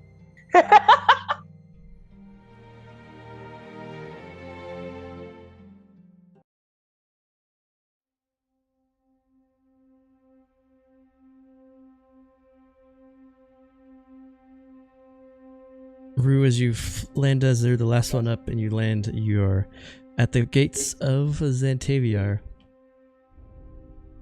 There's a long stretch of stone walkway that's almost 200 feet wide. And as you guys land, there's dozens of griffins and wyverns. But you're the only 6 people that are currently walking through the front gates of Zantaviar towards the city. 6 of you are together. You've all passed judgment into the city, which gains you admission to the city whenever you wish. As long as you don't do anything that would... Because you still have to step on into the circle with the Enlightened One before you gain access, but as long as you don't do anything that would change his mind quickly, you always have admission. Good to know. So I shouldn't steal a dragon baby. No. If you steal anything up here, they will feed you to the dragons. You'll die. If they catch me. If they catch me. Yeah, go for it. Try it. Try it. Yeah. Your friend lives at number 5. And Use and Falstaff, since you both have been here before, you know that some vendors use gold, some vendors use the bartering system or the trade system, and that there really is no there's no inn or tavern. It's mainly just a collection of crafters and very intelligent people that live and work together in harmony to find the betterment for the world.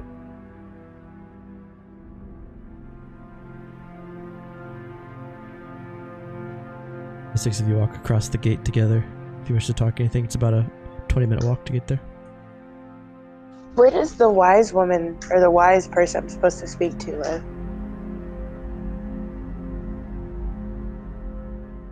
The Zerum Spire, which is where Galsus the Wise is, Use and Falstaff, you would know he's at number 7. And number 8 is the Cloud District, and 8 is the big university that stretches all the way around. So there's 2 8s because that's the whole birth of the university. Damn. And where are we going? Probably 7. If you want to take the Galsus, at 7. If you want to go to Zerum Spire, is that where they are? 4 is the Platinum Promenade, which is the open marketplace where there's all these bazaars that are sitting.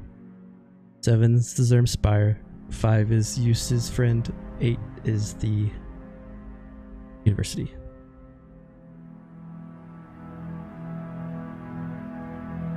How long has it been since we started this whole? Like, since we were in the forest. You guys waypointed, or you guys tallied over at around 9 o'clock in the morning. You guys came to Xantavia Gates at about 3 o'clock. Okay, yeah. You got a lot of time still.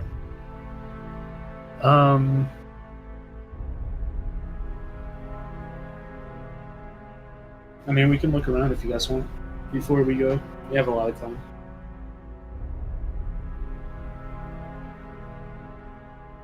Thanks, Dad. No problem, son. Everybody remember the buddy system. Can I have $5 to go buy something cool? I'll give her 5 copper.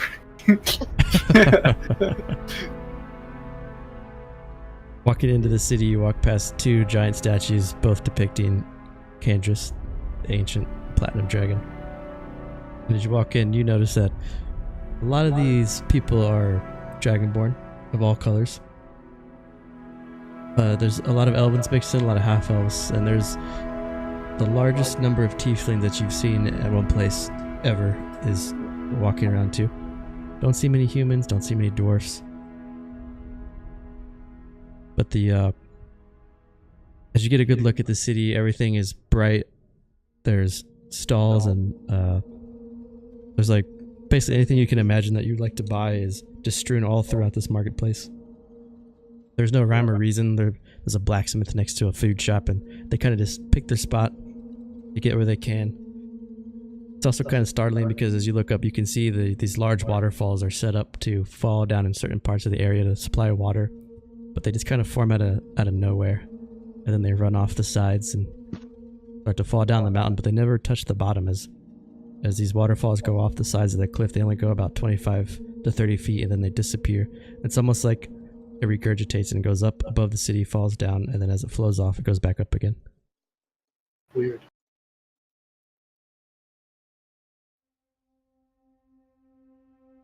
What do you guys want to do?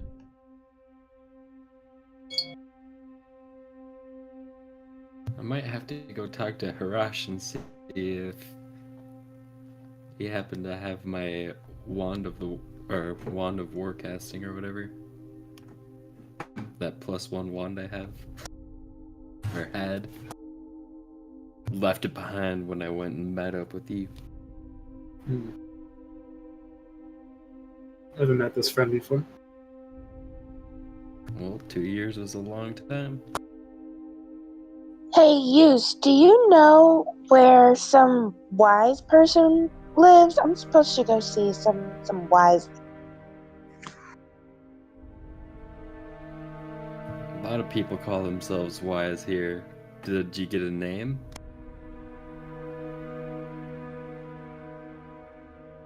Or are you talking about Yildren? Yes, that's the one. The cauldron guy. Good God. I think we're all going there. Like, we're all going to be going there He's- anyways. Part of the main group that we're gonna go talk to. Oh, okay. Okay. I respect you a little more, Rin.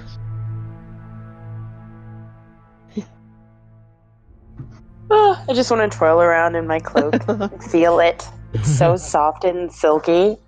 I'm just so happy. Gives you a nice spin as you're now standing in the open marketplace district.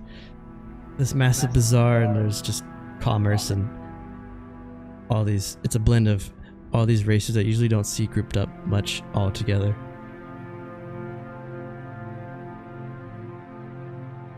Now, this is quite an interesting place. So would our group look like out of place here with all the different collectives together? Do we blend in? You guys blend I would in. Or expect- do we get like noticed? You guys blend in. Do I blend in? I would You're stay. a goddamn changeling. You can blend in however you want. You can stay. You can stay changeling, and you'll be fine.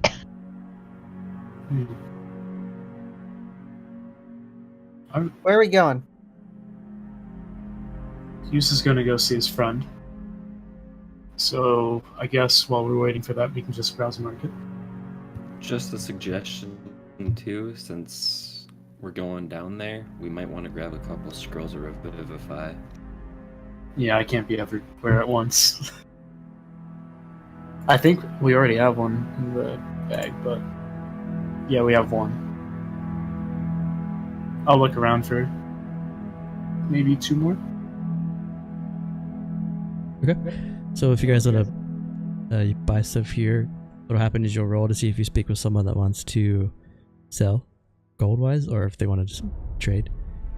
And then I'm going to use this magical prices PDF that I found that looks pretty good. Okay. That'll change the price of some of the stuff from the DM's guide. Some will be cheaper, some will be more expensive, depending on what it is. What am I rolling? You looking for scrolls or Revivify? Yeah. Roll D10.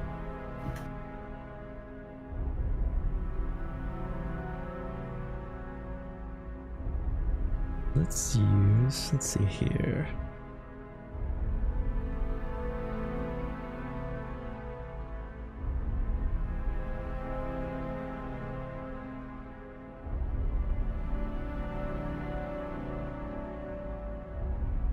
You walk up to a warehouse, and there's a dragonborn.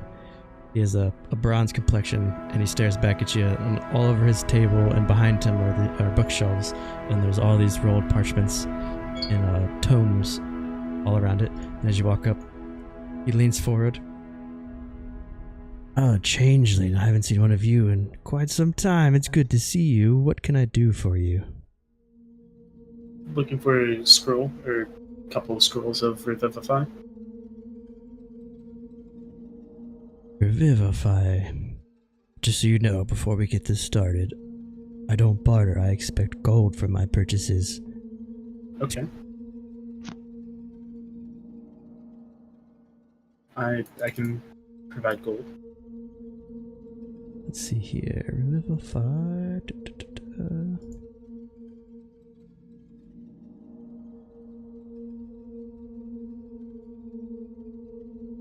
This giant list of stuff.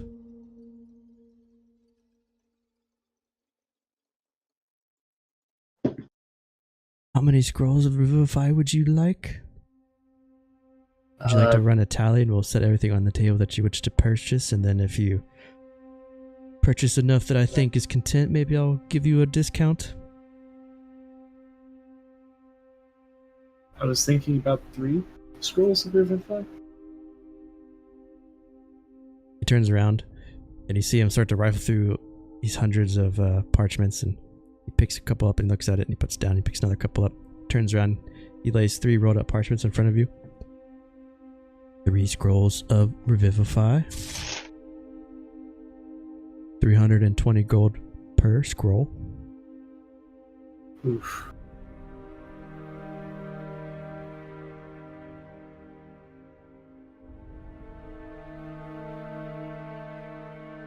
Could I bundle that with something that of your choice that would bring it with a discount? Of my choice. Are you looking for something easy to find, something hard to find, something that you wear, something that you drink? Maybe something that we wear?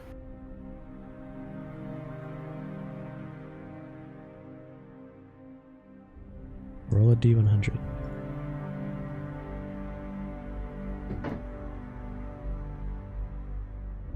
We're going into the DM's book right now. 21. Oh shit.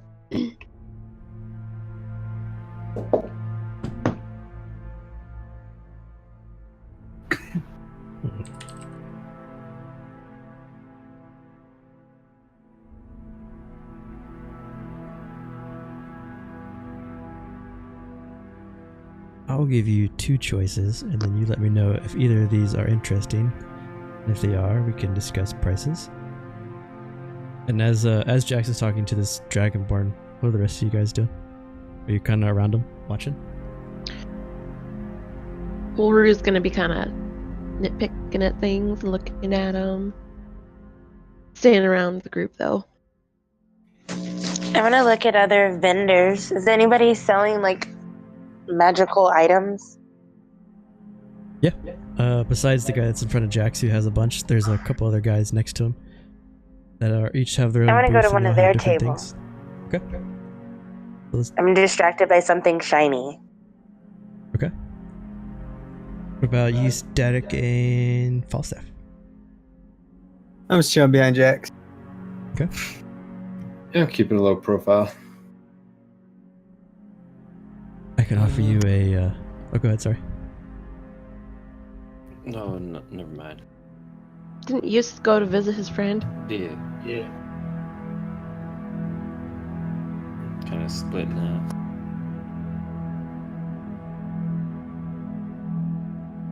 I have this. He lays another scroll in front of you. This is a scroll of Dimension Door that I can offer you for 280 gold pieces.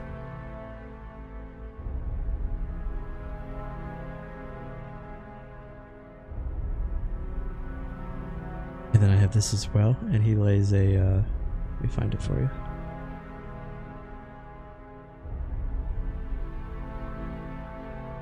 He lays these bracers in front of you.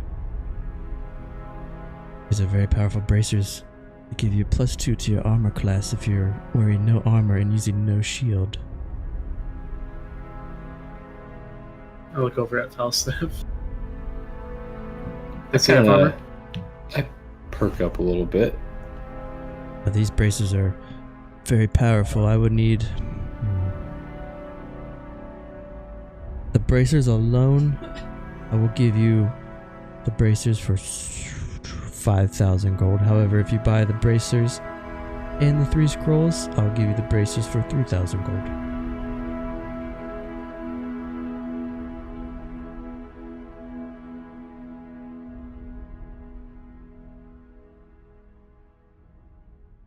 Are the 3 scrolls including the Dimension Door?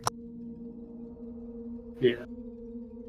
Now you'd get the 3 scrolls of Revivify And the bracers. and the bracers. 3,000 gold.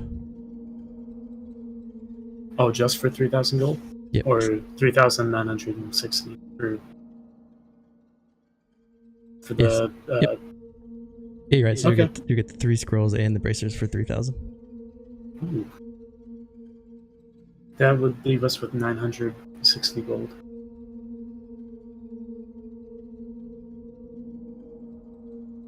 Are you guys okay with that? Or take the 3 scrolls of Revivify by themselves for 320 apiece. Choice is yours. Anything that'll assist us.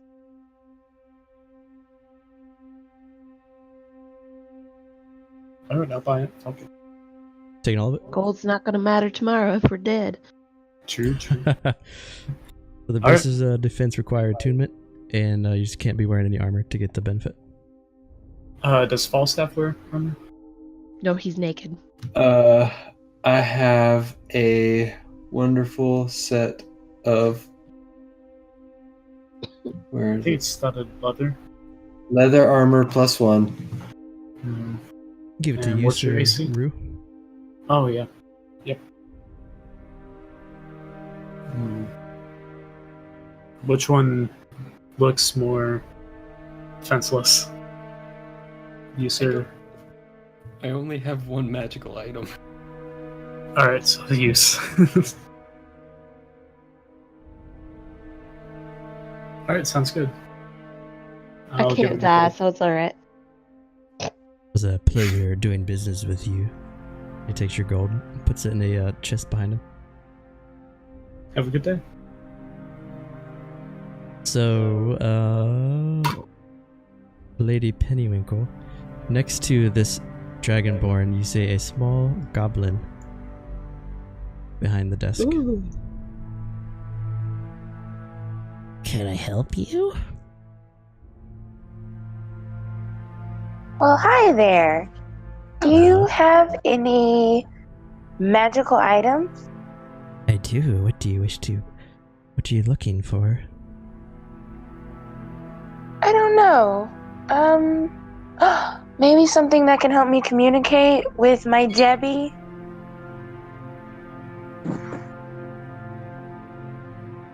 I have sending stones if you wish to use a sending stone. Give one stone to him, one to you, and you can use it to speak to each other. Okay. How much is that?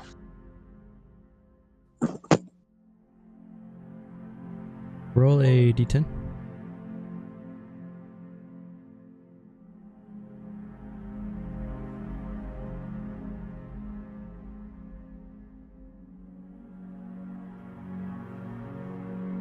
I'm afraid I don't use gold. I'd like to trade if I can, so if you can offer something for trade, I will give you the stones in return. What do you have to trade? I think. What about my pretty cloak? And I spin around.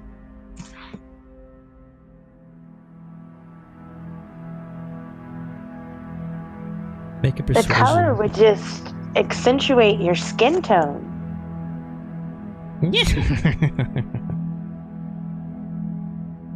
Make a persuasion check with disadvantage.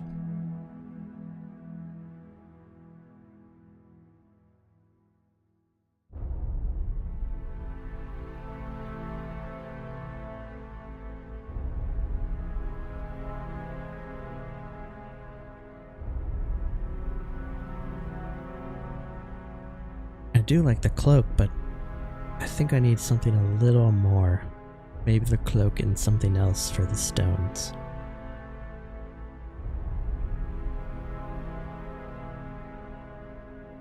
What about some raven-eyed rubies? Oh wait, no, I don't have those anymore, do I? What about your 'Cause pet I'm there? not. What? Mushu? The floating dragon for the stones? Sure. I could never. Mushu is my companion. He's part of me.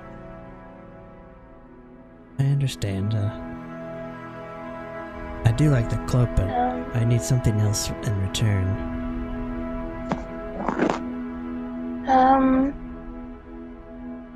Just a second. What about...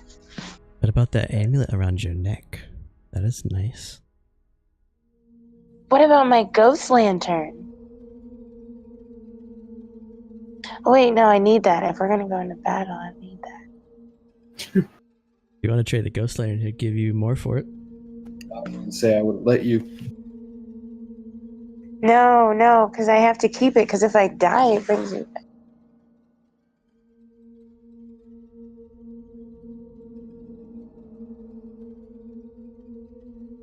What about my signet ring? Do I hear this going on? Yeah, she's right next to you. Can I put down the potion of gaseous form? See if you'll get into that. Ooh. Hmm. You can be like a floating vapor in a purple cloak.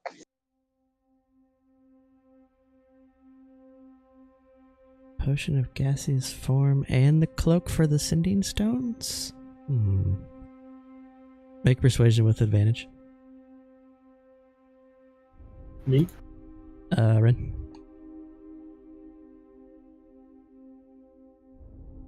I think I would enjoy that deal very much. You would take your cloak off, please, and hand me the potion. Pass it over to him. I slowly take the cloak off, feeling it against my Oh. skin.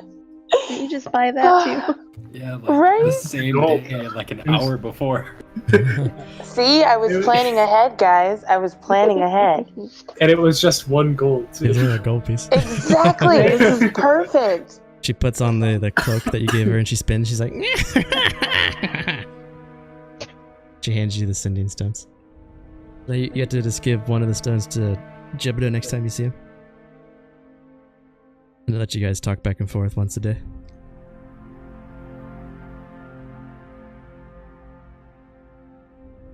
Thank you for this business. I appreciate it very much. She bows. And as she bows, you can see that she's standing on top of this stool, so she looks taller than what she is. It also looks like she already had a cape. Right? See how persuasive I am? You didn't feel that cape against your skin. It was just heaven.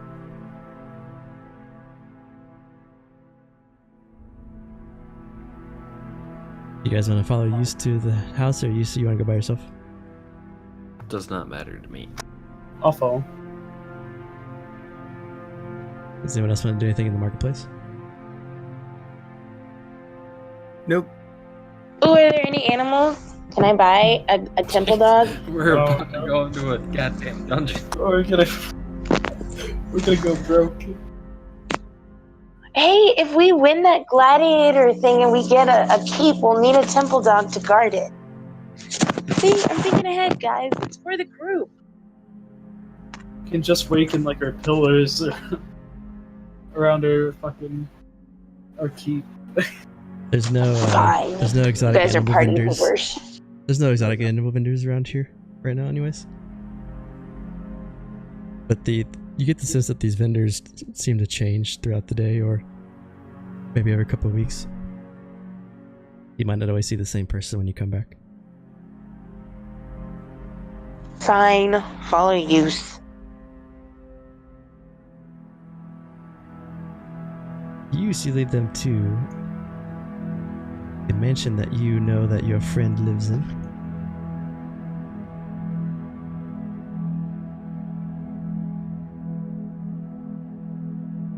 As you walk up, you see he's outside and he's talking to someone, and the rest of you guys, you see this. He's a bluish purple dragonborn. He's wearing cloth robes. I think I have a better picture of him here.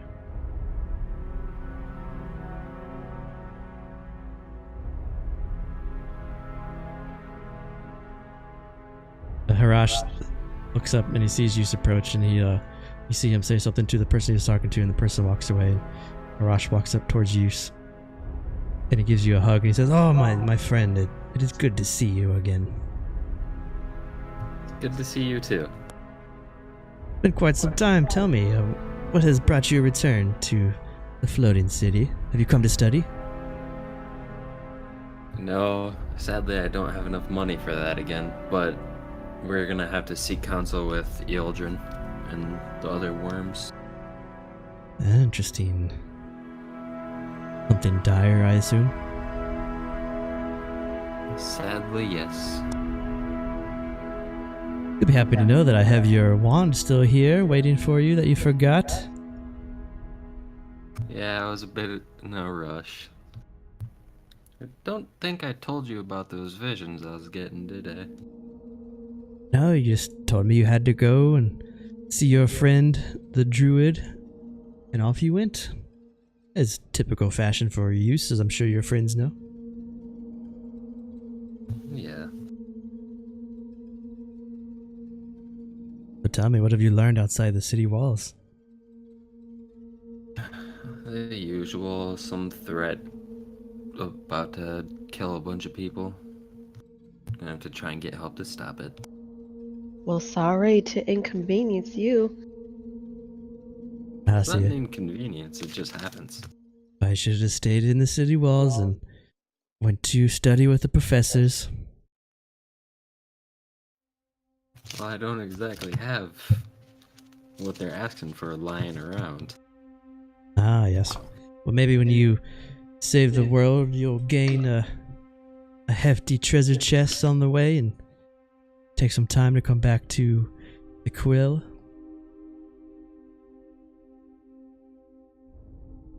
Hopefully, I'll be able to do that. I swear I see more students come every day, and the university just swells and swells. Don't think I'd make that good of a student, though. Well, please come in. I'll go fetch your wand, make yourself at home if you wish to rest. You can have food brought in if you wish to eat, if you're in a rush. You're welcome to stay here also, as long as you're in Xantavia. I have many beds. Thank you for your kindness. He leaves and then he eventually comes back and he hands you the +1 war wand. His house is it's very well made. Most houses that you've seen in Xantavia are pretty well built. Strong masonry, no wood. He has pretty extravagant furnitures and fully carpeted living areas, and he seems to live a very elegant lifestyle. He has 4 fucking living rooms. Why? Because he's a Because professor. he's rich. Hmm. So I need to give use bracers of protection and war wand. And my I have the wand already. are you giving them the bracers of protection? I can do that too. Gotcha. I'll put it in my my little magic item attunement thingy. Oh, alright. This is quite the lavish and comfortable lifestyle that you're living up here. You would think that until you need to deal with 30 students trying to cast a fireball for the first time. Can be quite dangerous.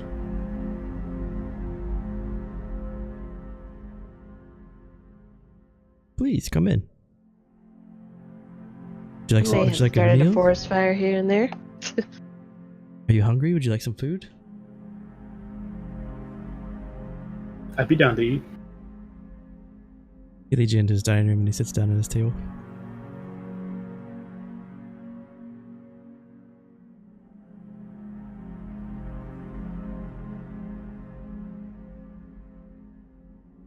He snaps his fingers and a spread of, you see, boar, strawberries, and different fruits appear on the table.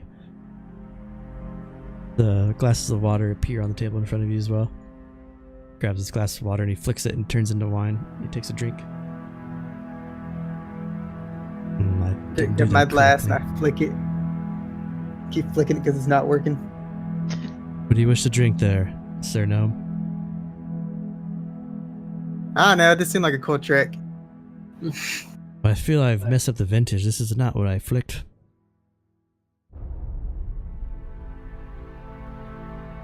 But tell me, how can I be of service to Use and his companions? Use stayed with me for quite some time at the university when he came to Xantavia.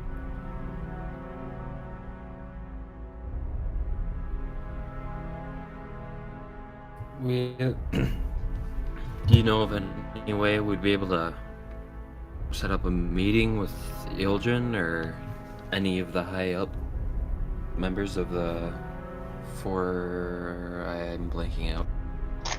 Yes, I can. Council?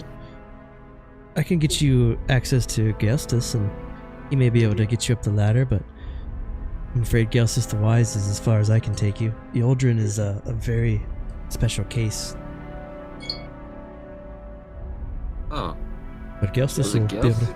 Yeah, Gelsis Was will be it- able to put you on the right foot. well, Okay, Ren, was Gaelsis the one you were trying to talk to then? I might I have think mixed that's up the- names. Yeah, I think that was it. Yep, that's sure. Yeah. All sounds familiar. Here's the journal from like 6 months ago.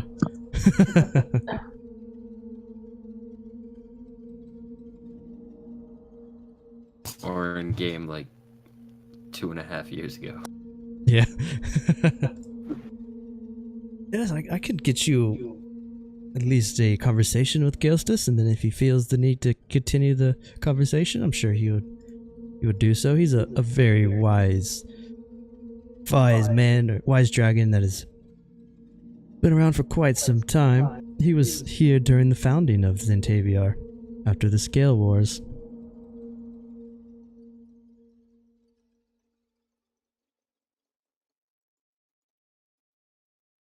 It can be a harsh dragon, though I would advise that you get to the point when you speak to him and make sure that you don't waste his time.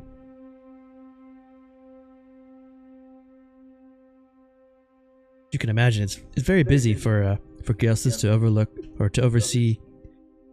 He basically oversees everything on the ground floor of Zentaviar, while Candruss and the other dragon clans help to protect the outlying realm from great threats of the area.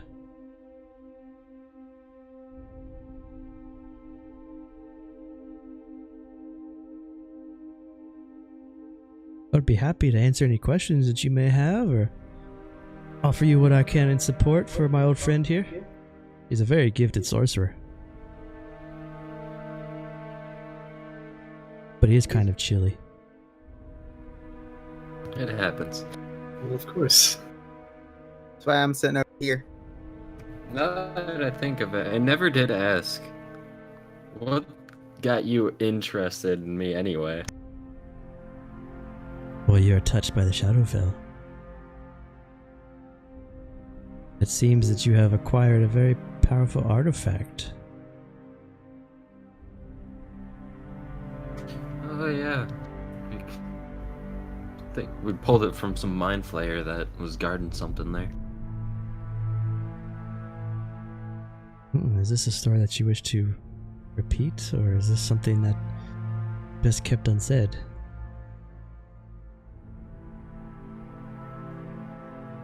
As far as I know, we were just hired, or this group here was hired to retrieve something from the Shadowfell. Ran into them on the way when we went to go retrieve an ancient artifact.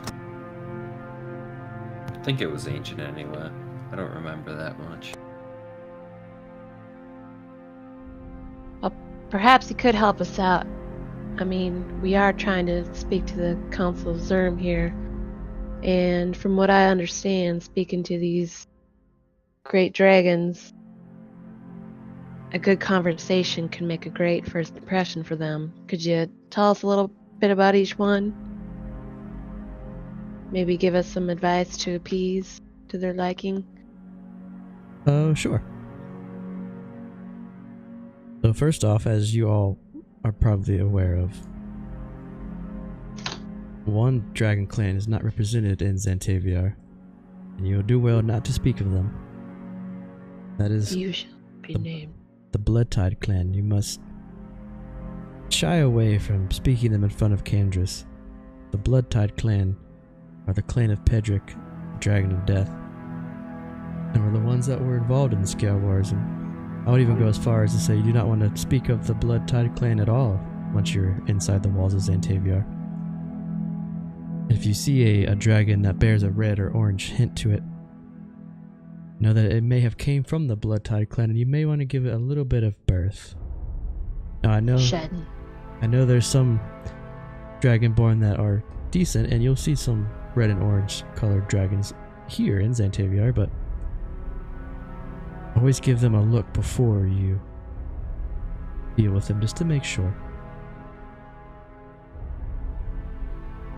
The Cloudwalker clan is the clan of Candruss, and also the clan of Degu. Both Candruss and Degu sit on the Council of Zerm, and they are the main driving force with ending the Scale Wars and protecting the realm.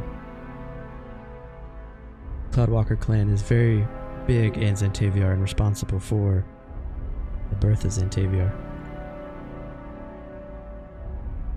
Now, if you wish to speak to Eoldrin, and you want to get in touch with the Moon Scale clan, the Moon Scale clan are very helpful. They're probably the most helpful of the 4 clans allowed here in Xantaviar. They're highly spiritual, and they have the ability to travel to the celestial plane to speak to Eoldrin. See, Eoldrin is not on this mortal plane. You'll need to ascend to Tyrannal, the celestial plane, to speak to him. And Hazal will be on the Council of Zerm if you are able to approach the council. 2 more clans, the Sunblaze clan, the Shurgo, or the Curious clan, and the clan that's most responsible for researching and unlocking and delving deep into the mysteries of Derelos. Now, you may wish to speak to the Sunblaze clan if you can provide them with something to learn, or something that may pique their interest. Just be careful with the Sunblaze clan if you speak of Rodar, because they had the unfortunate incident where the ancient dragon Martinus of the Sunblaze clan went mad and slain the king of Rodar. Queen Stormwright's brother was murdered by this ancient dragon. And it is now why the queen is atop the throne. The final clan, and the clan most responsible for protecting the naturalistic balance of the world and most in tune with the druidic kind and policing, are the Warclaw clan. Now, if you wish to speak to this clan and maybe gain this clan's services, then know that they have a hatred for those that are unclean and what they seem as undeath. I get it. They may be inclined to help those such as yourself, and he points over to Jax. Those 4 clans will sit in front of you at the council along with Gelstus and Candruss. They each have their own opinions. They're each very powerful. You will do your best not to cross them.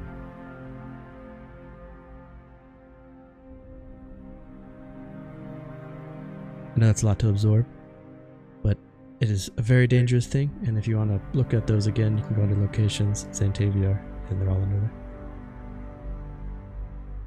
I also have another question. Was there a reason why neither of these dragons chose to affiliate themselves with the Red Hand that attacked the towns to the south?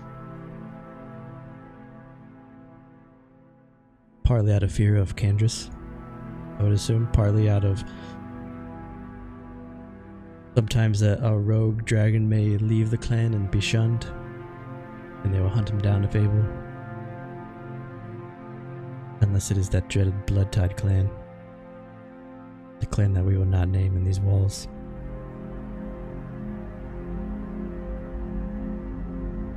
What do you mean by fear of Candruss? Candruss is a very powerful dragon. He's the most powerful being in the known mortal planes. Ancient dragon Candruss is the sovereign of Xantaviar.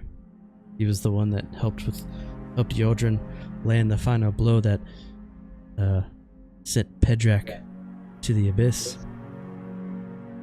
Banished her 300 years ago. If you get the chance, surely he would like to keep the surrounding land safe. Wouldn't that be in his interest? It would, and I'm sure if you speak with him, you may appeal to that side of him, but know that Candruss deals with the most catastrophic of events, so if he deems your event not up to his standard or up to his involvement, he may send you to someone else instead.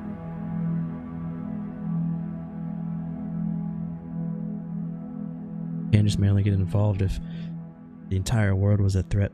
Say like if Eoldrin forbid the Zardun or Benazak or one of the Council of Hollows would return, Candruss would himself be involved.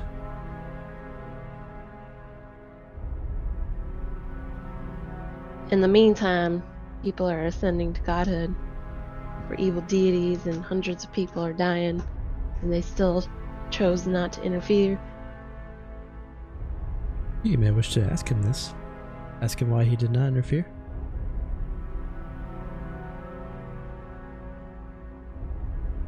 Remember, Candruss and Yaldrin are two very different people.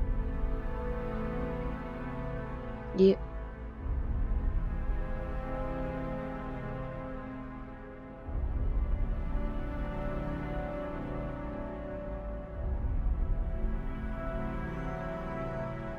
When do you think you'll be able to give us an audience with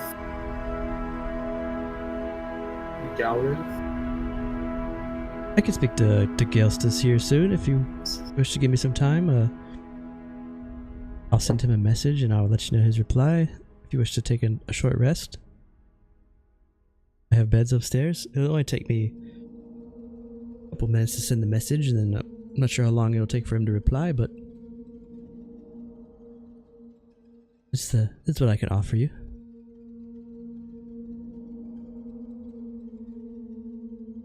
All right, thank you. He stands up. He walks out of the room. He picks up a clockwork. It's like a small mechanical bird, and he puts it close to his mouth and he whispers into it, and then the bird and it flies away. Ooh, right for his reply. Dragon with his face on it. As you guys are sitting there, the clockwork little bird flies back in. And it lands. Cuckoo, cuckoo. It would seem you are to be outside my estate here in 5 minutes and wait for a wyvern to take you to this council's Zyrm. I hope you are prepared, because once they come, it is time to go. Afraid the council is only able to be reached by flight. Well, they accepted our presence very quickly. I am sort of a big deal. And he kind of laughs. I am Harash Vonostish. Professor. You're a big deal too, sir. I'm afraid that it's hard for people to understand what it's like for us. Yes, I can feel the magic flowing off of you as well. Although you have a hint of Feywild about you, my good friend. Oh, do I? Yes, just as you are from the Fey, I can feel you from the Shadowfell. The apples are far from the tree, in Belstaff's case. Well, I've just been here and there and a little bit of everywhere. I assume you can probably get a hint of many places, because when you're such of high stature like myself, you've been about everywhere. Yeah, I feel like we all get a hint if you have herpes. Being everywhere. Hey, I paid a lot of money for that greater restoration spell to get rid of that, okay? I think it's gone. Scooch my chair over towards Jax a little bit further. Well, if I don't see you again, Yus, it was great. It was amazing to lay eyes on you, and I hope I do in the future. You're always welcome in my home. About that, before we head out too, I want to talk to you about something too. Yes, your companions would please step outside. The Wyverns will be here shortly, and I will speak to my friend Yus. There it is. Yeah, if you want to see that list of stuff Rube put too, it's on the OneNote, and it's in the World Anvil. Just quick reference. Let's not fuck up their names as we're talking to them. Remember, the World Anvil has a pretty detailed list of them too. Yeah. So you guys step outside, and then Yus and Harash speak to each other for about a minute and a half.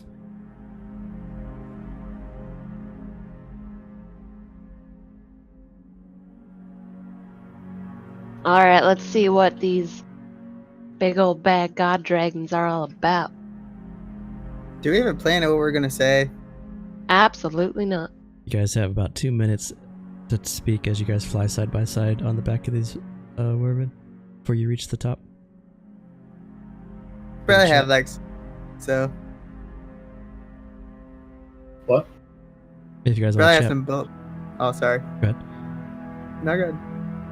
If you guys want to come up with a plan, you got about 2 minutes before you get there.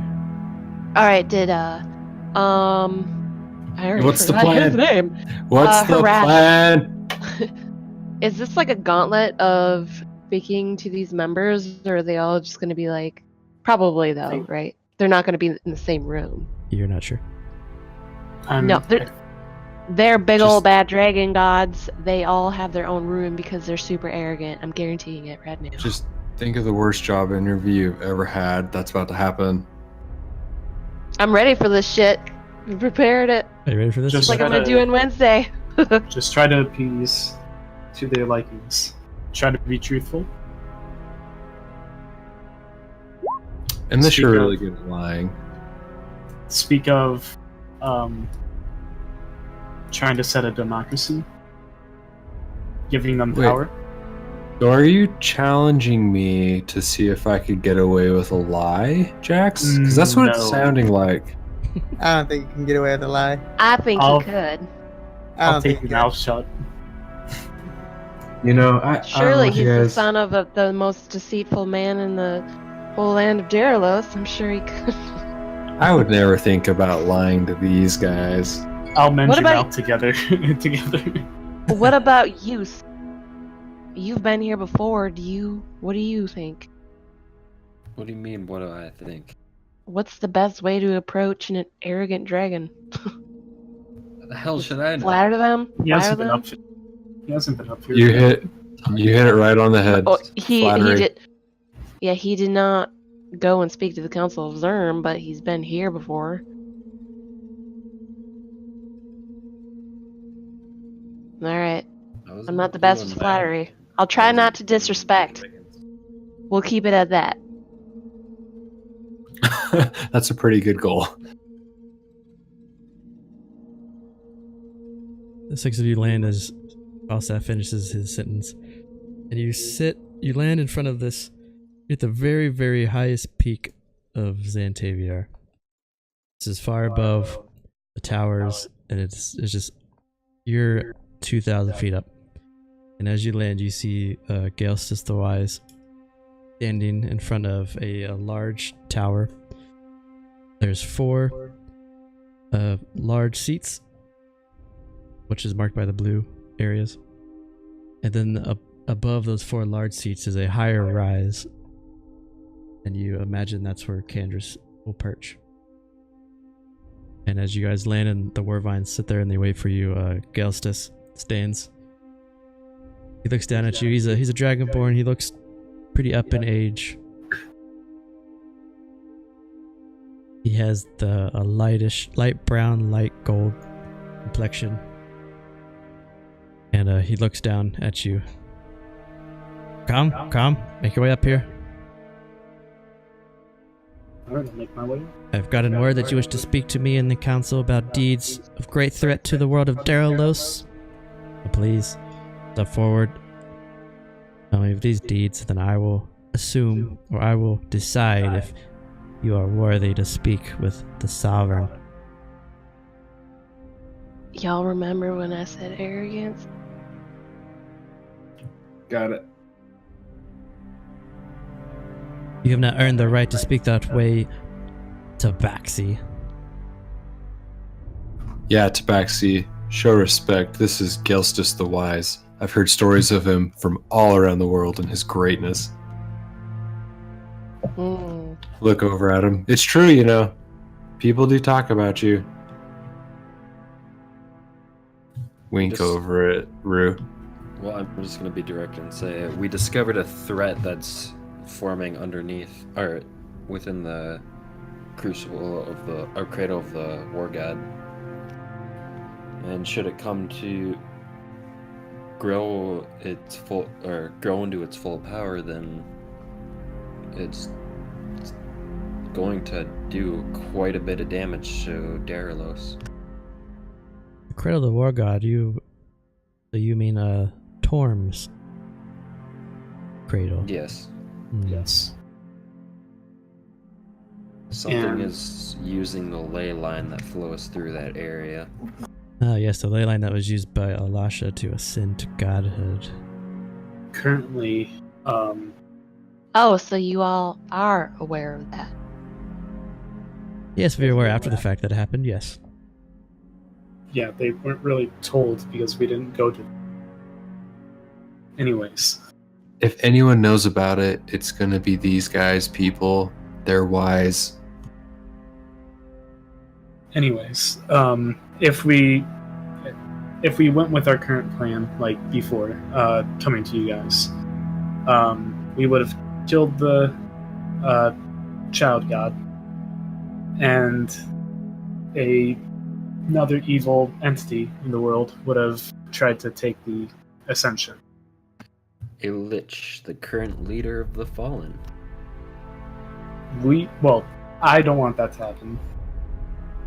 Fallen. I want to try to give the ascension, like, separated if we can, so that all the dragons or the deities around get a democracy of power.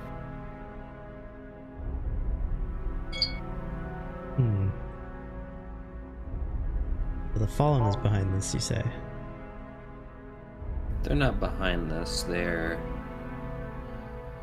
Wanting to. Well, they're planning on backstabbing the ones that are responsible. They're playing along for now. Interesting. Hey, remind me, did Asmodeus say anything about trying to take down Benizak or Zardoon? Or did he not get quite that far? I don't remember. I think He he's wanted to going against it. ascend to power so he could basically put Zardoon out of business. That's what I got. Like, he wanted to take Zardoon's place. Let the evil fight the evil. That's what I say. Fight fire with fire. So if I understand correctly, that Cradle of the War God is being assaulted by one of the faulty ley lines to help this child god come to power in the world of Derelos. And you six wish to go in there and prevent this with the help of the Council of Zerm. Is this correct? Yes. Yes. And by that, we'll let the ascension happen under, give the power to the deities instead of the lich.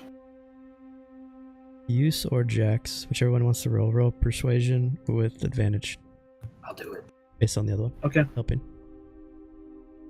18. Tell me, do you wish to speak to the entire council or one of the council clan members privately? I think it would be better if we just went at this with the whole council and they take it as they wish. Because either way, this is benefiting all of them and Derelos. Ah, yes, I understand. If you'd please take a step back, I will send out the message to each of the council members to join us. And then I'll kind of say, right, Rin, weren't you supposed to say something to this guy? Just kind of off to the side as he's sending the messages.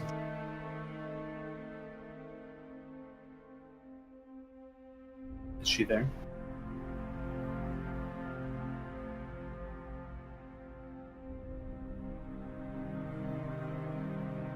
I don't know if she's there. I don't think she's there. So, I mean, we can yeah. try to say something. We can be like, this. Message goes She's off. Drunk.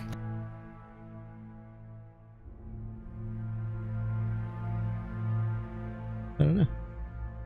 Can you just play as her? She does have to say something. Come flying in from the side is a, you see the large Sunblaze dragon. He flies in and You guys have to hold yourself as he lands, just the force of his wings.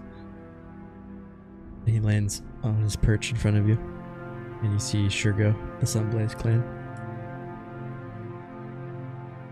He's about 80 feet tall, 160 feet long.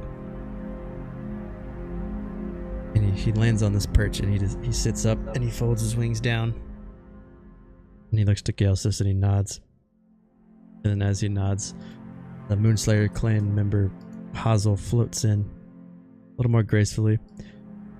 And as he lands, his wings also unfurl. And he stretches his neck out. And he looks at Gaelsis.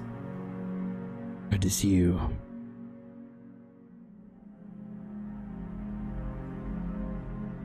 The other ones will be coming shortly. Gaelsis nods.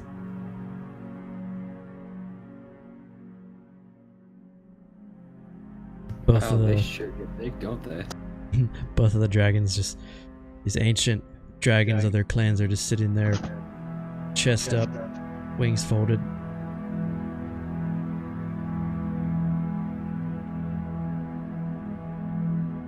And almost at the same time, the Digu and Tandra both fly in and both land on the back parts of this large, basically like a throne sitting area for these ancient dragons. And they both land. Now these dragons they're ancient. These are dragons that were probably around when the Council of Hollows was banished long ago. These like the oldest living beings on the planet. And as they land, looking up, it almost is big enough to block out the sun as he flies down, and it's just this huge shadow goes over everyone, and then he lands in the middle, and you see Candruss the Protector. And Candruss is adorned with his symbolic plate armor that covers his entire body and his platinum skin. His eyes are these deep purple, and he sits and he stands up full height, and he's almost 200 feet tall, 300 feet long. And his voice booms. Gaelsis, tell me why you have summoned us. Gaelsis tells him the story that you recounted to him. Candruss sits up straight. And he looks down at the six of you. Ask your questions. Speak.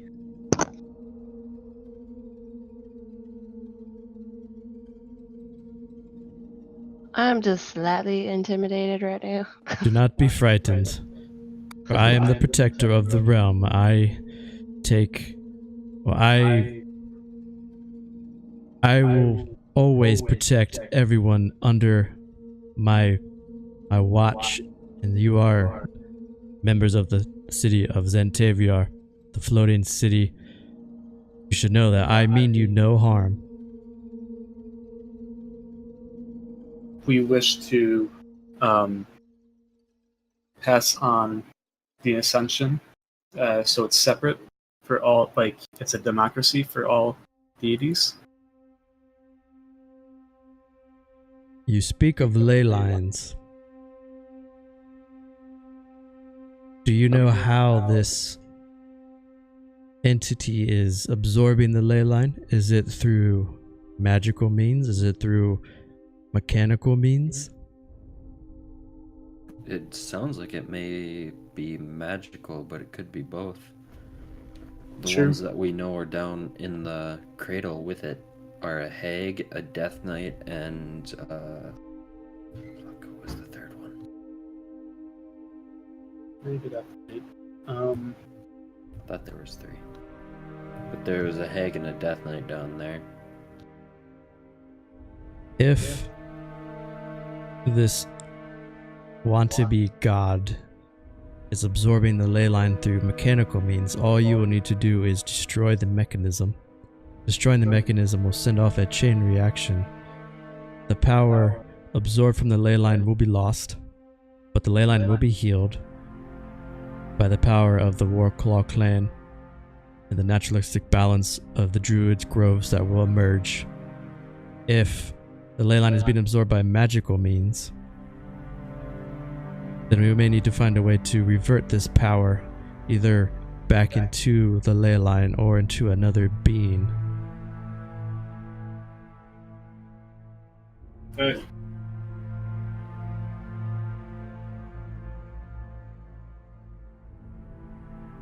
And how would one go about doing that if you have any clue?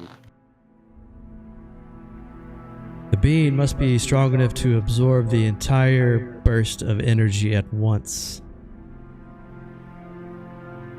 I do not know if anyone is strong enough to absorb that power, or even myself, I would be inclined to dissuade from wanting to absorb this. Your body may burst, and then the runoff energy may affect others around the explosion. It may be best for us to find a way or a mechanism that can hold this energy.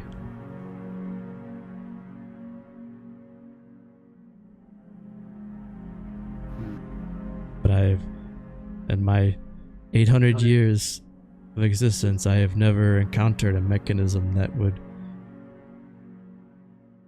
take energy from a being that is filled with such power. If it is mechanical, this issue is easily solved, and we will just need to destroy this mechanical contraption. We may need to gather further information.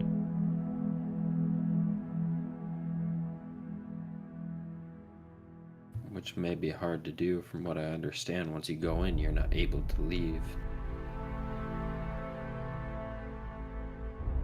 How did you acquire this information to bring yourself here in front of us?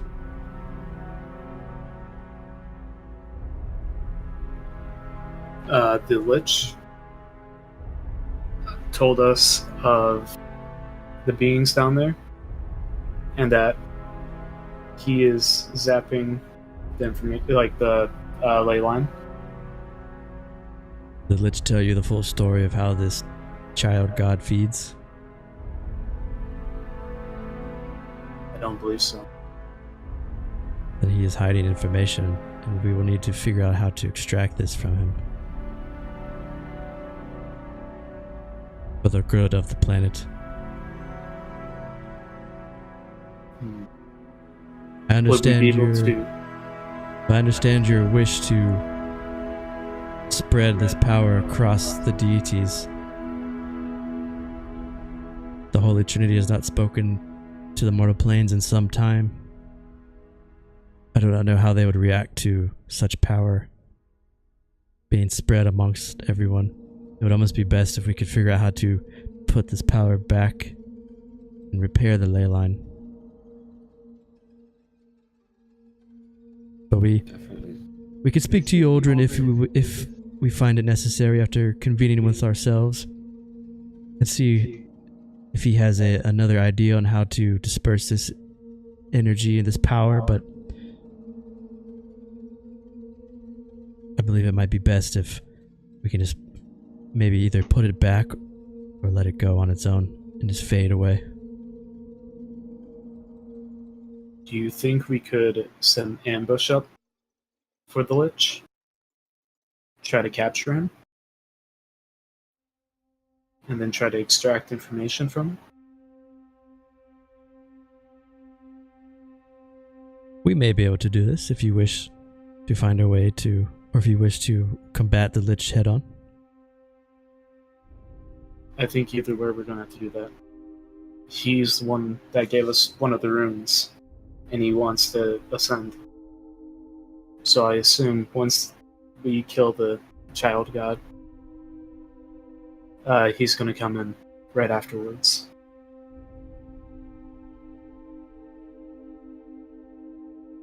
So if we can handle him before, I think that would benefit us. Also, are you saying that this issue here is not significant enough to advise Eoldrin? No, You guys let one evil deity ascend to godhood, and now you're ready to allow another one. no.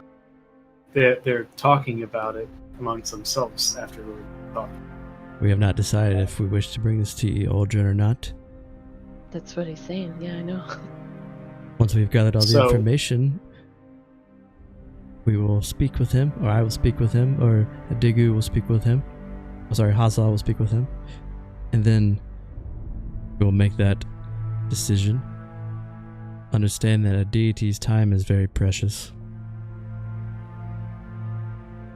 What you might find as a extremely powerful matter in the present may be fickle to a deity that overlooks not just this plane, but other planes.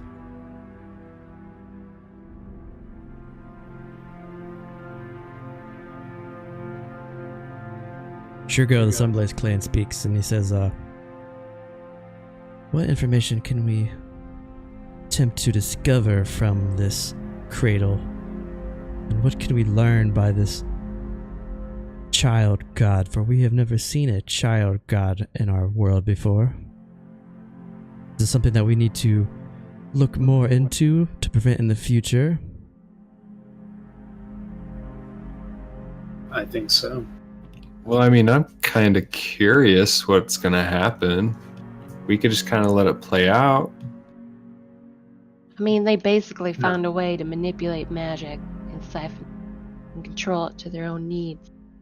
I mean, surely you'd be interested in something like that. Shurgo says, yes, I am extremely interested. I'm also interested in what you said there. He looks over at Falstaff. Your name, sir? My name is Falstaff, the Wise and Immortal, the Great One. Good sir. I travel here and there, a bit of everywhere. What do you think would happen if we let this child god absorb the ley line? I don't know the answer to that. I'd like to observe it though. Or I'd like to try to absorb some of it myself and see what happens. It sounds like a fun experiment. Loading sounds like fun to you? Okay. I mean, What if I just possibly. poke it? I just poke it with like a couple fingers. That might be Oh. alright.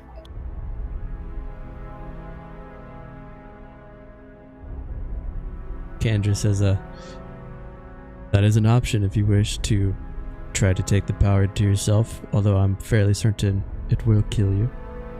But after it kills you, the ley line will disperse. That is an option, yes. You can, for the greater good, throw yourself after destroying this child god as it feeds, letting Falstaff and his many runoff titles know what it feels like to absorb the ley line and then perish. Well, I mean, I'd do it if it gave me another title, like Savior of Derelos. No. We could try that, right? It would be a good story, yes. But probably not good for the groves. Well, I'm open-minded. Y'all determine what to do and I'll do it. And I might do something else anyways. You never know.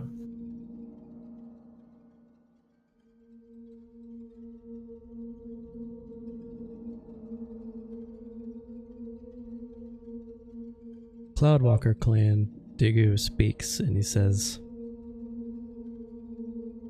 we can speak with the Aldrin and see if this is something he wishes to pursue deeper into.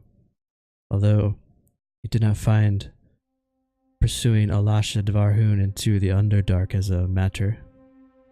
But he may want to stop this. I don't think he's seen a child god before, so it might pique his interest. Tandra from the Warclaw clan speaks up.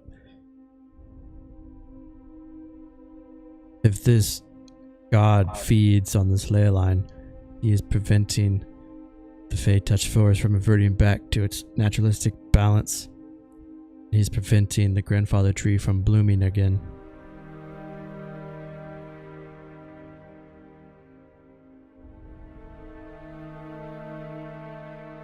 Hazel, the Moonscale clan, talks and he says,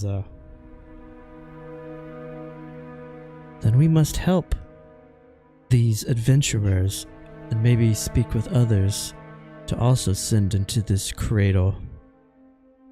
For I have no doubt that these 6 in front of us are up to the task, but if this is as dire as they speak, do we wish to let this rest in their hands?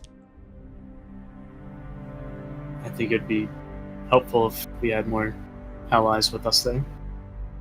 We plan on going to Rodar down below. Talk to you, Sirs, to also get some help.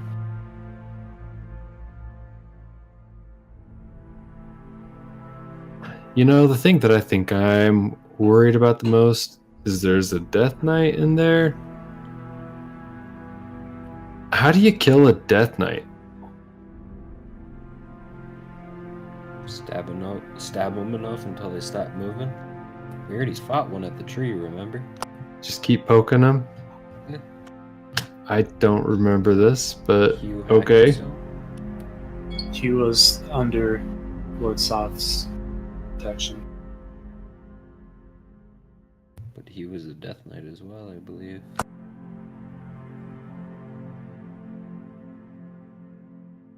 Do you wish to... You know who would help us greatly in that matter? Asmodeus. There you go. Alright, what were you going to say? How do you mean? How would the Lich help you? I don't He think seems to know these enemies much better than any of us. So why not? I think they can. He already came to us for assistance to help him. Well, of course, he wants to ascend. Surely He we wants to can use us. him for now. And we can use him.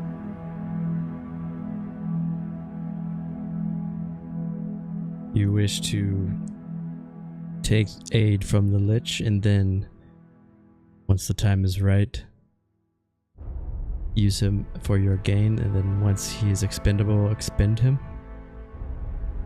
No. Push the ambush him, like I said. I'm But asking that's- the Tabaxi. Well, perhaps he's more of an immediate solution than what you guys have to offer. While you sit up here and talk. We are talking because you came to us. And is that what it takes to help Yeah. all those lives that are at stake? Just like 2 years ago when the Red Hand was killing many people, and you guys chose not to intervene? When the Red Hand was killing people, other things were happening across this continent. Now that I understand, things are always happening. But to offer no aid, You can't expect them to always help when there's other things going on. It happens. It's a You have society. to- that's a simple way to put it. But thousands remember. of people died during the war. That problem was Yeah. with Rodar, and Rodar wasn't really sharing anything with outside countries. They barely even helped their own people. I'm just Well, gonna is come that on, is that do their this. part to become a part of the problem? I just want to understand why they chose not to intervene. I'm gonna point at Rue and think to her and say, "Don't piss off these guys. They're gonna chop us for lunch." I look back at Falstaff. I would hope that they wouldn't be so dishonorable. I'm asking a question off of facts that's happened. I'm gonna send a message Understand back. why this wasn't important enough for them to intervene. That's all I'm asking. I'm gonna send a message and say, "Don't expect honor just because they're dragons." Very old dragons. they choose to eat me right here and then, and so be it. You have. I'm not trying to be disrespectful. I'm simply asking. I understand why you say what you say. For those in your stature only see their surroundings, and they don't see the full scale of actions. If we were to intervene in everything that happens everywhere on Derelos, what would that make us? Tyrants? Would we force good on the world?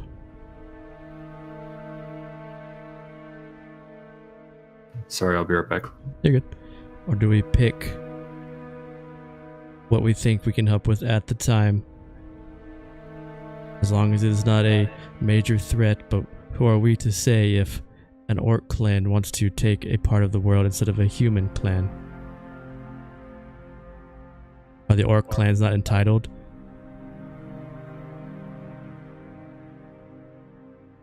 I suppose it all depends on your own morals.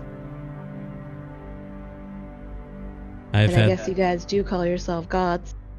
We are not gods. The Aldrin is the greatest amongst us who has ascended for his deeds. And he's a very good friend of mine. I have sat in this floating city for a very long time. I've seen many wars. I have fought many powerful beings.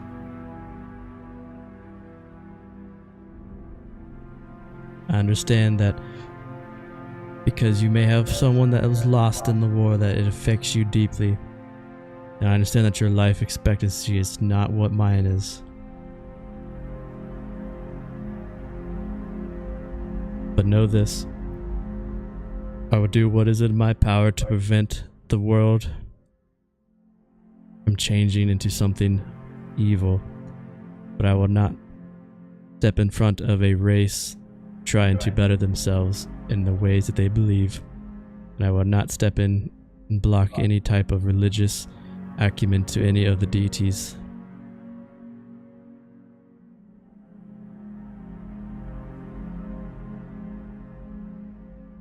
Alright. Well, I see where you stand. And that's all I need to know.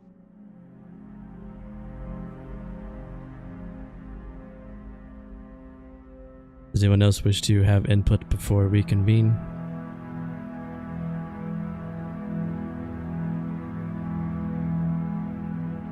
I don't believe so.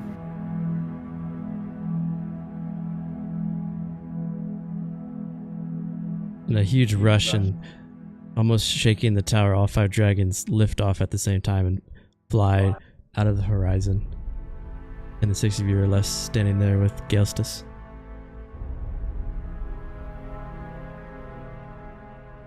Well, we would know when. They will return when they've made a decision.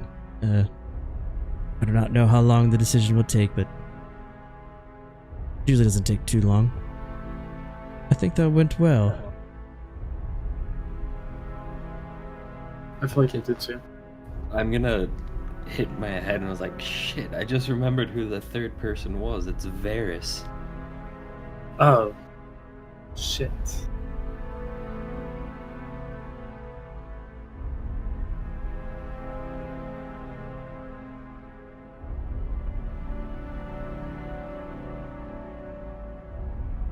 Gaelstus turns and he sits down on the steps. You may wish to make yourself comfortable, or after the 6 of you have spoken, and if the decision is made, you are the last ones to speak with the Council of Zim for today.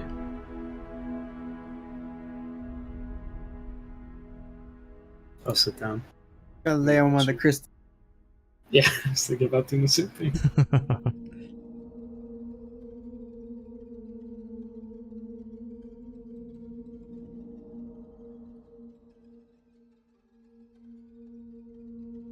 Are you truly concerned with what will happen to Rodar? Or are you just out for gain? Who are you asking? Rue. He's looking at me. You're the only one that really talked back to the dragon. Well, It's not Rodar that I choose to protect, and I don't choose to gain anything from this. I just don't wish to see more people die. I want to protect my family. I understand your concern. For I also had to deal with that same situation when I was young, and I had to fight my way out of slavery. I know the fears that you face, and I know you may feel lost, but understand that even if they choose not to help you, that what you do is it is good of you to do this, and it is good for people in the world to do the same. Do you think you can save this lich?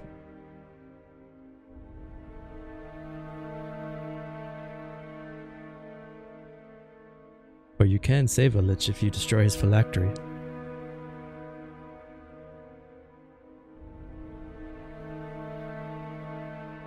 Well, that's a very difficult question. See, the problem is, I don't think he wants to be saved. Oh, I'm sure for someone to ascend to lichdom is a very dangerous and lengthy ordeal. All I From can the say time- is he had many opportunities Yes, to I kill understand. us, but he came to us. It would seem that your group is divided on this Asmodeus Dreadmore.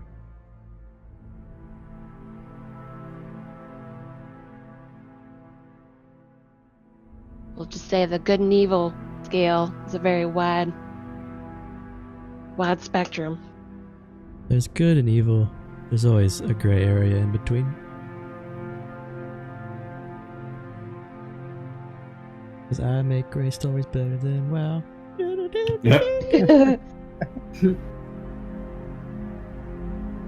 What do you mean? Burning that tree was morally great. As Galsus finishes the sentence, Candruss alone lands the loud poof, and then the ground shakes a bit and the air rushes out.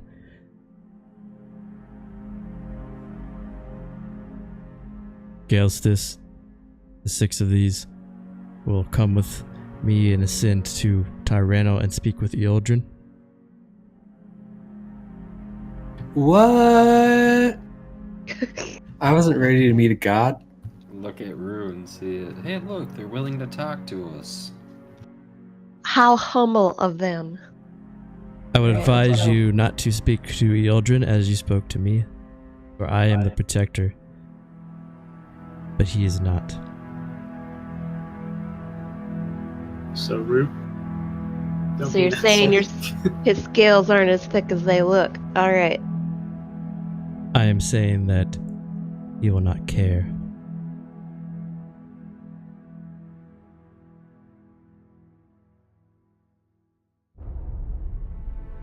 Guys, does my beard look alright?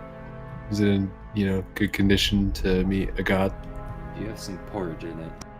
Ah, get it out. Pick it out. Get it. Nope, this is all you.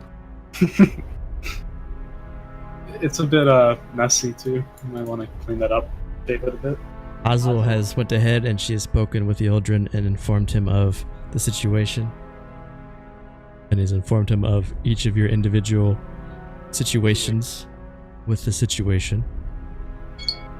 It's a lot of situation. Yeah.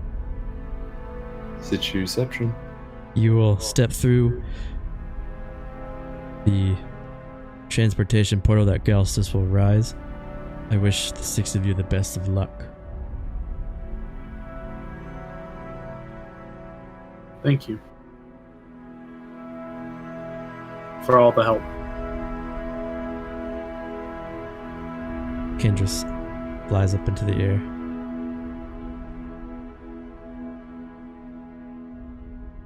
Galstis steps forward, and in the middle of this temple where Candruss was perched, a bright white portal appears on the floor.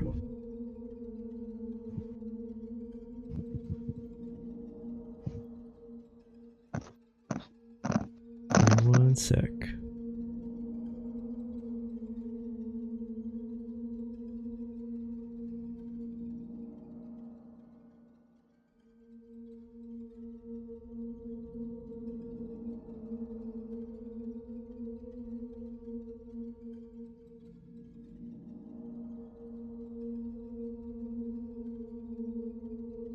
Where is it? Did you change your color to?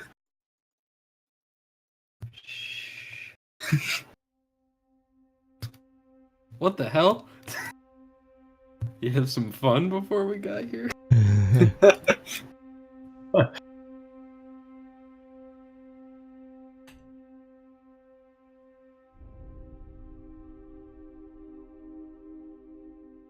Let me get you some music.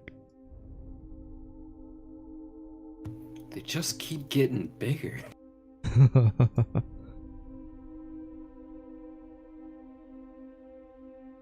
All right, now I have something to. No, I'm just kidding. Don't you like that?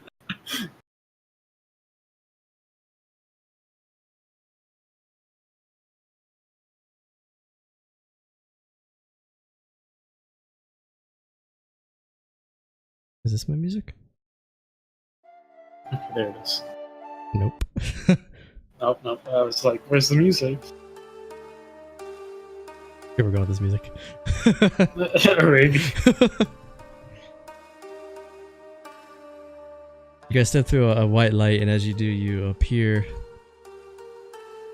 and you're standing in front of Ealdrin, this massive 500-foot dragonic being whose scales shimmer and change from light purples and blues to dark greens to reds and then back again. He's a massive beast, and he stands in front of the gates, and behind the gates you can see the basically the opening of Tyrannel. 7 holy mountains rise behind him, each one bigger than the last. I need each of you to make a Constitution save. Damn it! Dax still has my stone. Or Tovik. He doesn't need it right now. Try to get back to you, you wouldn't take it. I think Ren's gone, so I'm not worried about it. You guys are fine. The brightness is almost blinding at first, but your guys' eyes are able to settle, and then each of these mountains behind this gate can almost be mistaken for its own landscape. It's just they're all massive, and you're basically looking at the silver heaven, the 7 layers of heaven. And Ealdrin is the gatekeeper, and you have to go through Ealdrin to gain access to Tyrannel. Just vast clouds of different luminous, colorful substances. Thousands of stars are glittering in the distance around him. And you each have this sense of hope, and like this, each of you just feel warm as you're here. And Ealdrin looks down at you all. Come closer. Do not be frightened.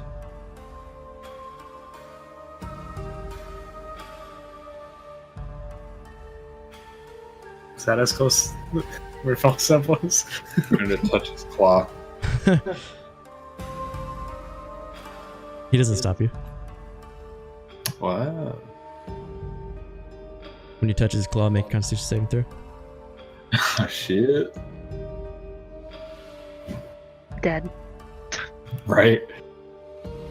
You can't even Falstaff, you just die. It's almost like a bliss takes over you, Falstaff. An even better feeling than smoking Holly Blue. And you're so at peace and you're so calm. What if I mix that with Holly Blue? Rue? No. No. You look like you've had enough already. I can see it in your eyes. The 6 of you stand in front of Ealdrin, the warm-hearted. You've each been deemed worthy to speak with me. And you have my respect. So please.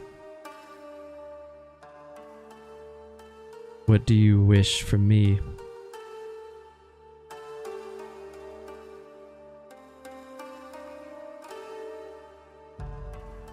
I think this place is kind of nice. I kind of want to stay here. Do you permit humans into Tyrannel? After you die, yes. Your soul will either go to the Shadowfell or to Tyrannel, depending on how you were in your life. And if you So are you deemed can't- worthy by myself, You can't be alive and get inside. you can. But you must deem yourself worthy to pass these gates. Every spirit that perishes on the mortal plane also speaks to me to gain admission. So, were you told anything before we came, or should we explain? Yes, and I am here to implore you not to look to demise Asmodeus Dreadmore, because he is from these gates behind me. He's an Asmar that fell from grace because his judgment was clouded, and I wish to repair his judgment. So, is there a way that we could ambush him and then capture him? What a harsh can- word. Said we're trying You to know help what I mean. him. He needs to find a way to come to terms with what he must do. I'm not sure if ambushing him would help him along the path that he must choose. For I fear that Asmodeus Dreadmore may be more important than the six of you realize at the moment. So on a side note, what's like the challenge rating of a guy like this? His is 29. Okay. We got this. Raid boss. Elisha Devarhoon is 24. What do you mean by that? Like he's more important than you? You will not be able to defeat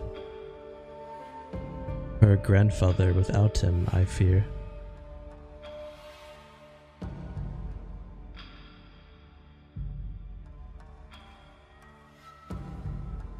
So Ildren, is it possible for someone who's gone so far, so much where they're a lich and they have a phylactery, to change their ways and be able to enter Tyrannel again? Yes. I mean, how would you do something like that? Repent. Are you talking like a forceful repentance or a willing repentance? A willing repentance. For Well- Asmodeus Dreadmore was never evil. And he still is not evil at this time. He is misguided. The all-flesh and the powers in the all-flesh are misguided. But I fear when you spoke with him earlier, you did not ask him the correct questions. But now that you have spoken with the Council of the Zirm, maybe the correct questions can be asked.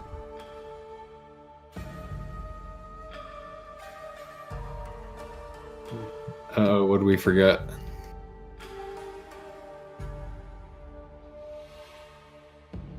Maybe he doesn't wish to be a lich.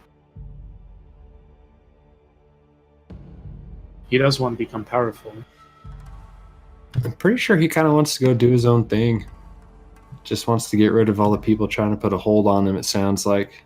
And probably run away. So maybe we can try to help him out of that state. Yeah, you said he was misguided. Yes, What would we do to guide him in the right direction? I believe even his coming to you for help and assistance has shown some things. I also know that he was responsible for saving the lives of 3 of you here, whether you're willing to admit this or not. do believe I saved his first. Ah, yes, that is what companions do. Probably more than once. And I'm sure the 6 of you have saved each other's lives countless times. Asmodeus Dreadmore should not be made a king, but Asmodeus Dreadmore should not be slain for his transgressions.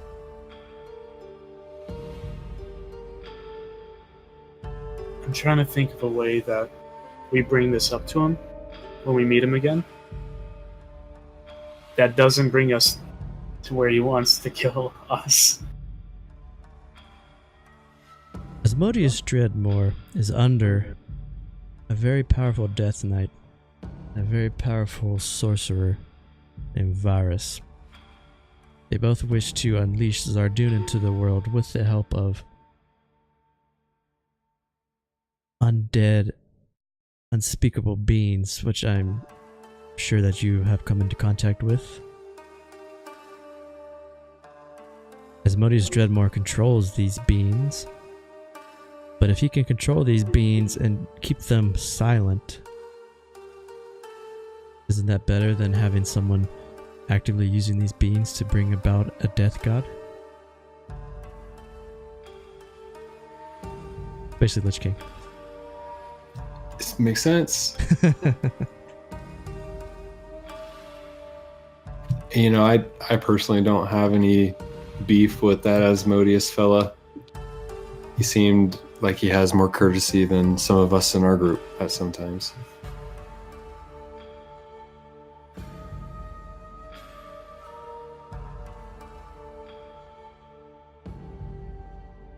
If we were to assist or use Asmodeus to help remove this threat from the cradle of the war gods, could we do so in a way that would, again, help his misguided ways? There's 2 things to be aware of when you deal with him. The first is we cannot peer into this cradle. Only he has been the one that has given you information. But he may be your greatest ally in this. And he may be the only one that can tell you how to destroy this child god and whatever contraption or magical effect the god is under.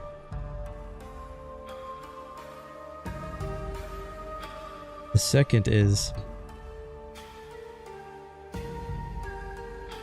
if you turn him from Lichhood,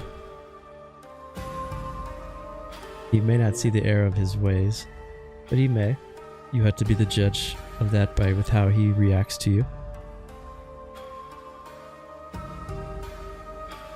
But also, you want to discover, which I have word this, what his end goal is. Does he wish to ascend to godhood? Or does he wish to just hold power as he says he is?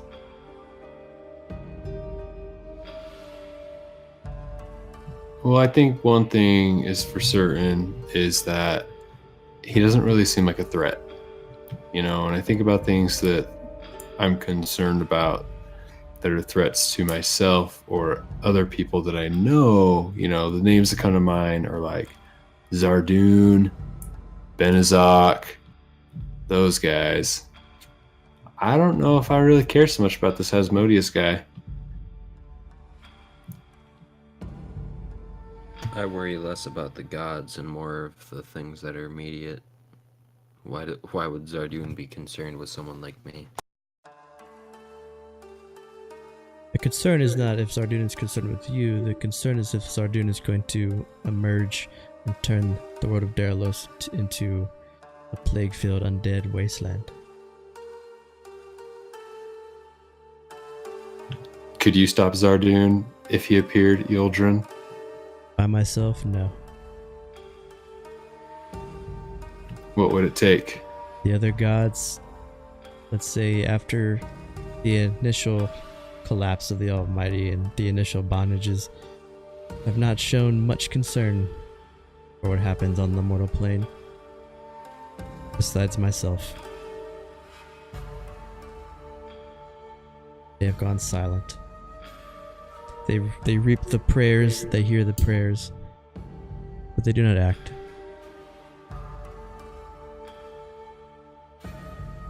Well, you have been around for many, many years. And I'm sure you've seen many attempt to, and possibly succeed, in ascension to godhood. Yes, we must end this Alasha Devar Hoon, for she is unbalancing the scales. And I think that you may need a lich by your side to take on a god. The end game is not the cradle. The end game is the one who stole your grandfather tree.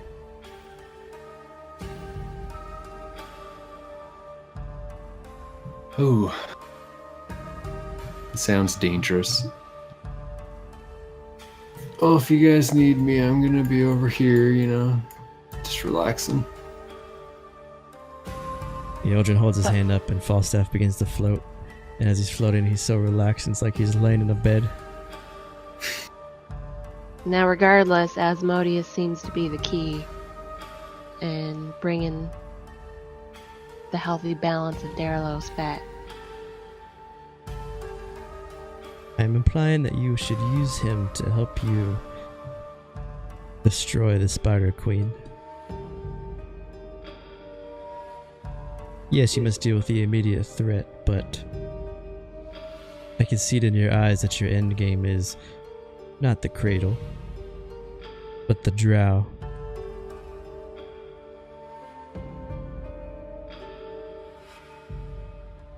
You're specifically talking about Alasha, right? Yes. Ooh. Let's have fun with that one, guys. I don't know if I want to attempt that one quite yet. I think if Maybe 10 years Asmodeus from now. helps us. Yeah, so think of the cradle as like chapter 2 and think of Alasha as like chapter 5 kind of thing, or something like that. Down the road. But Eldrin is telling you not to, don't kill him because you're going to need him later. Is his reasoning. Basically, Ildrin's like trying to use evil to fight evil. Yeah, Well, he's basically. not necessarily evil, but Because he's the only real god left that cares. Is there any way that you could help us before we go in? Or you step into the cradle.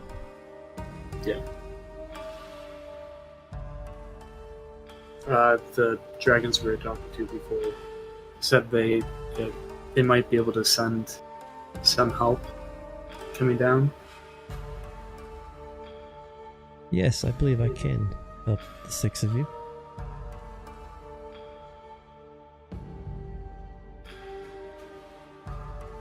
When you descend into the cradle, I know of different primal beasts that will be aware of your presence that are in there. For I have seen these primal beasts before my ascension. Their spirits reside in tomes throughout the cradle. The 6 of you get this warm feeling throughout your body, and you just turn like a little mild. Like, ooh.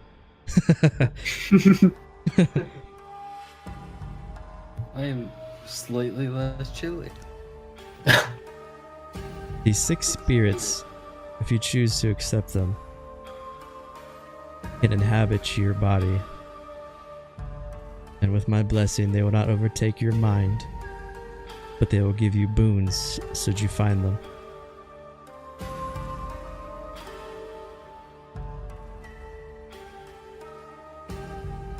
I cannot give the location of each spirit in the cradle because I cannot peer inside. However, I can at least help you out and let you know what these 6 spirits will give you, and then the 6 of you can decide how you would like to, and if you would like to, let these spirits inhabit your body. Only one spirit can inhabit you at a time, and the spirit will follow you even after you have escaped the cradle. Oh boy. Wait, you said these spirits currently reside in the Cradle of the War Gods? These 6 spirits are currently in the cradle of the war god. You must Alright. open their tomb to release the spirit. The spirit will attempt to inhabit one of your bodies with you. The spirit comes with a very powerful boon, but also a flaw. And the spirit will be unable to be removed unless you die, or if you cast a wish spell on yourself, if you choose to accept the spirit. Is there any disadvantages to having the spirit? The spirit will be able to communicate with you, so you'll have a voice inside your head at all times, which may be jarring. But let me talk to you about each of the spirits that you can accept as you go into the cradle. Then you can decide as a group if you wish to allow these spirits to inhabit you once you find them inside, or if you would like to let the spirit pass. First spirit is the primal lion spirit.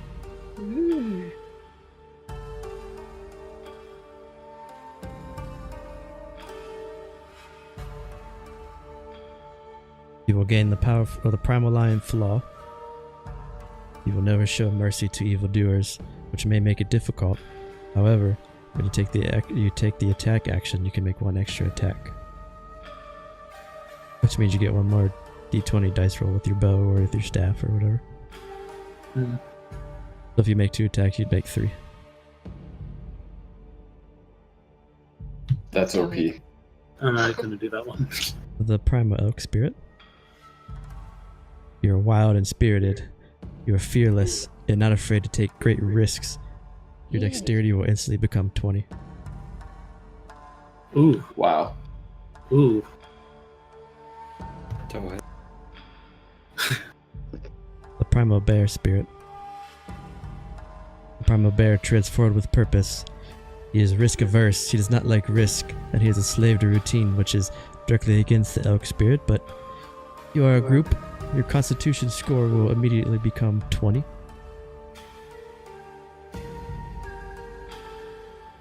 So all your HP rolls will gain extra constitution bonus too, and you would add that to your already rolled HP.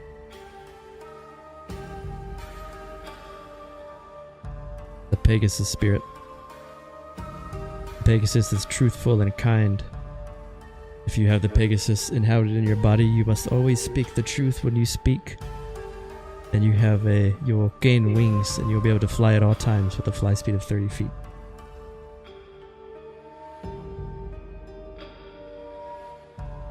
I'm afraid that one's not for me, guys. These next 2 spirits are the most difficult ones to decide if you wish to inhabit, for they are new to the tomb. And you may have put them there. The spirit of Hugh Hackenstone resides. Hugh Hackenstone is shrewd and conniving, and he bows to no one and expects others to do as he commands, but when you are inhabited by Hugh Hackenstone, you cannot be surprised, gain advantage on all wisdom checks, and are unable to be frightened.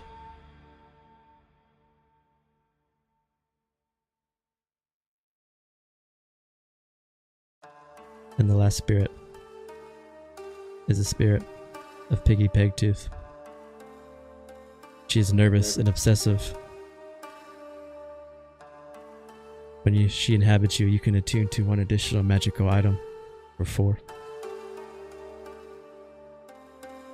Won't share with others.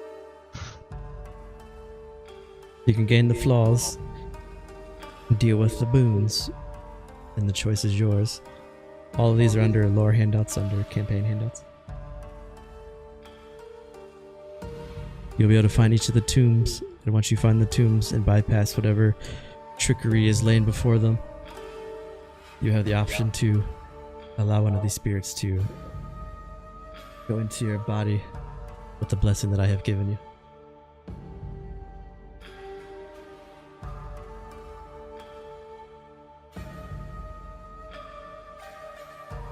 can only have one boon at one time. Even down the road, if you get other boons, you'd have to get rid of a spirit if you didn't like it. You get a spirit, get another boon. Like, can you do that though? Because I thought the only way to get it off is a wish spell or to die. Right. I'll just stab myself in the heart if I want to get rid of it. But you may also need all 6 spirits for the things that they do to get through.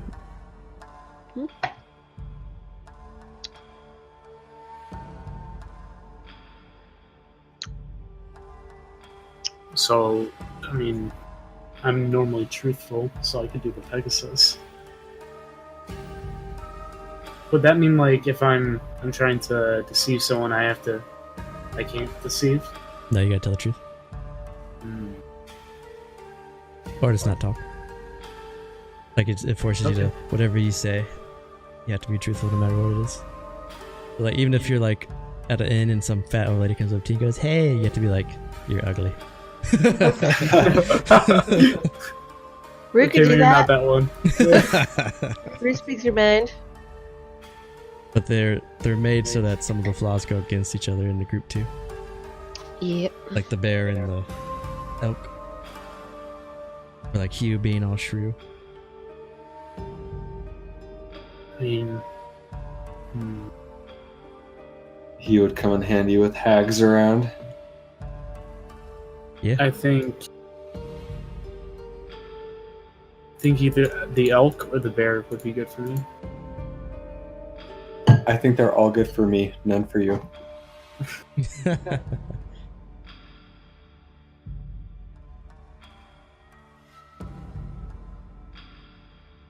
Make sure when you descend. Go ahead.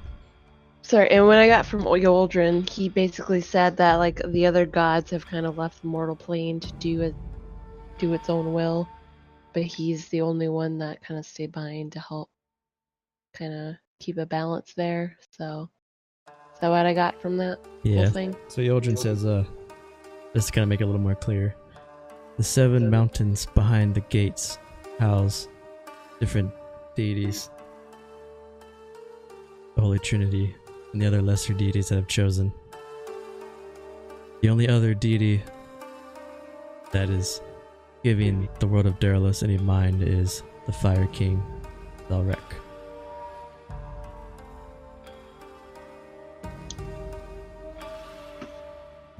Did see him destroy a demon pretty easily. True.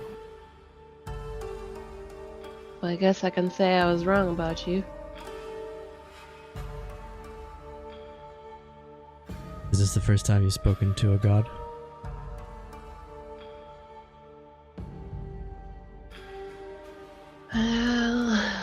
Let me see. Yeah, I think it is. Well, then you had no basis on what to assume would happen. I am the warm-hearted. Well, you're much more humble than what I thought you were.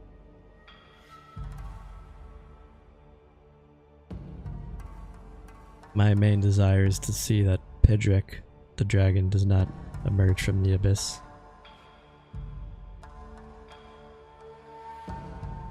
And I also fear that Pedrek, Zardun, and Alash Devarhun are on the same plane of existence now. They're all on the first layer of the abyss. It's pretty I close. thought they were all in conflict with each other.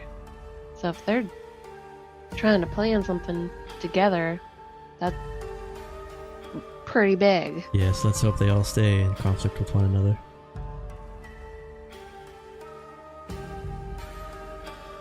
And that's a lot to think about.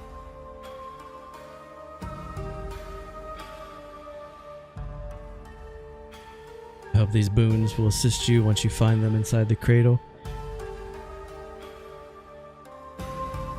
Remember that Asmodeus Dreadmore may be able to give you more insight on what lies inside and better ways to prepare when you see him again in 6 days.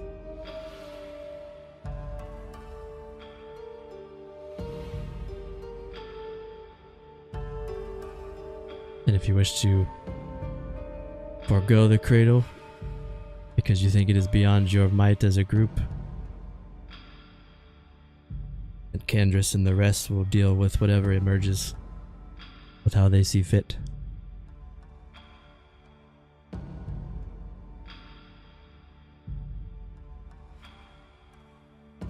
Oh, did the old man pass out again? No. I'm here. Do you have any other questions for me before I send you back to your plane? Oh, Ealdrin, the warm-hearted, and the great. I must admit, it feels very good to be here in your presence. Would you permit for me to stay here for a while? I'm afraid I cannot. Although your father was here some time ago. Oh, of course he was. What was he doing? Trying to get admittance. That tricky little bastard. It didn't work, I think.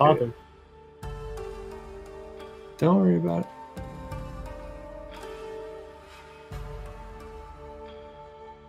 I'll put on my, what is it? My hat of disguise.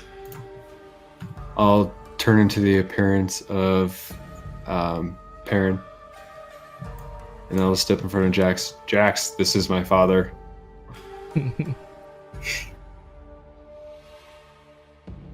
Either you're crazy or...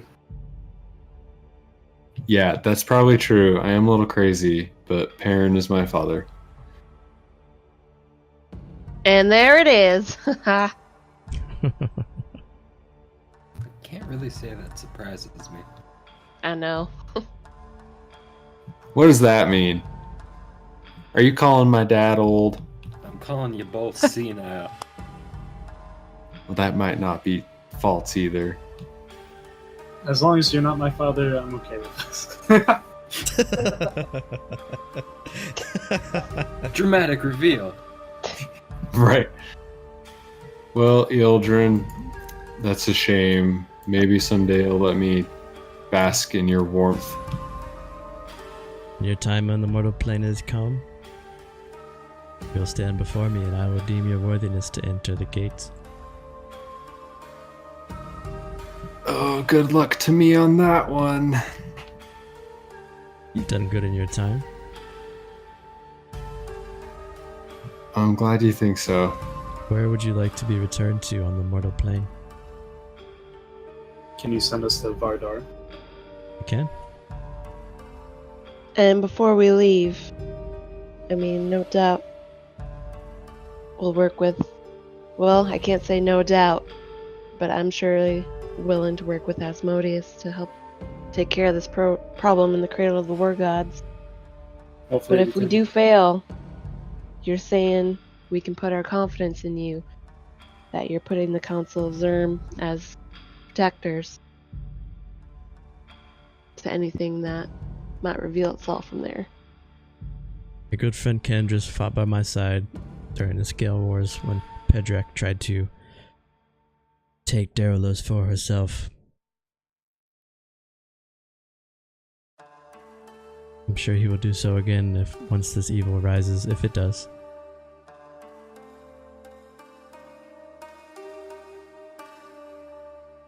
Well, I can say that's comforting. Alright. Make sure the 6 of you are prepared before you go into the Cradle of the War God, because remember, if you are slain inside the cradle before the child god is destroyed, your soul will not come to before me. You'll be lost.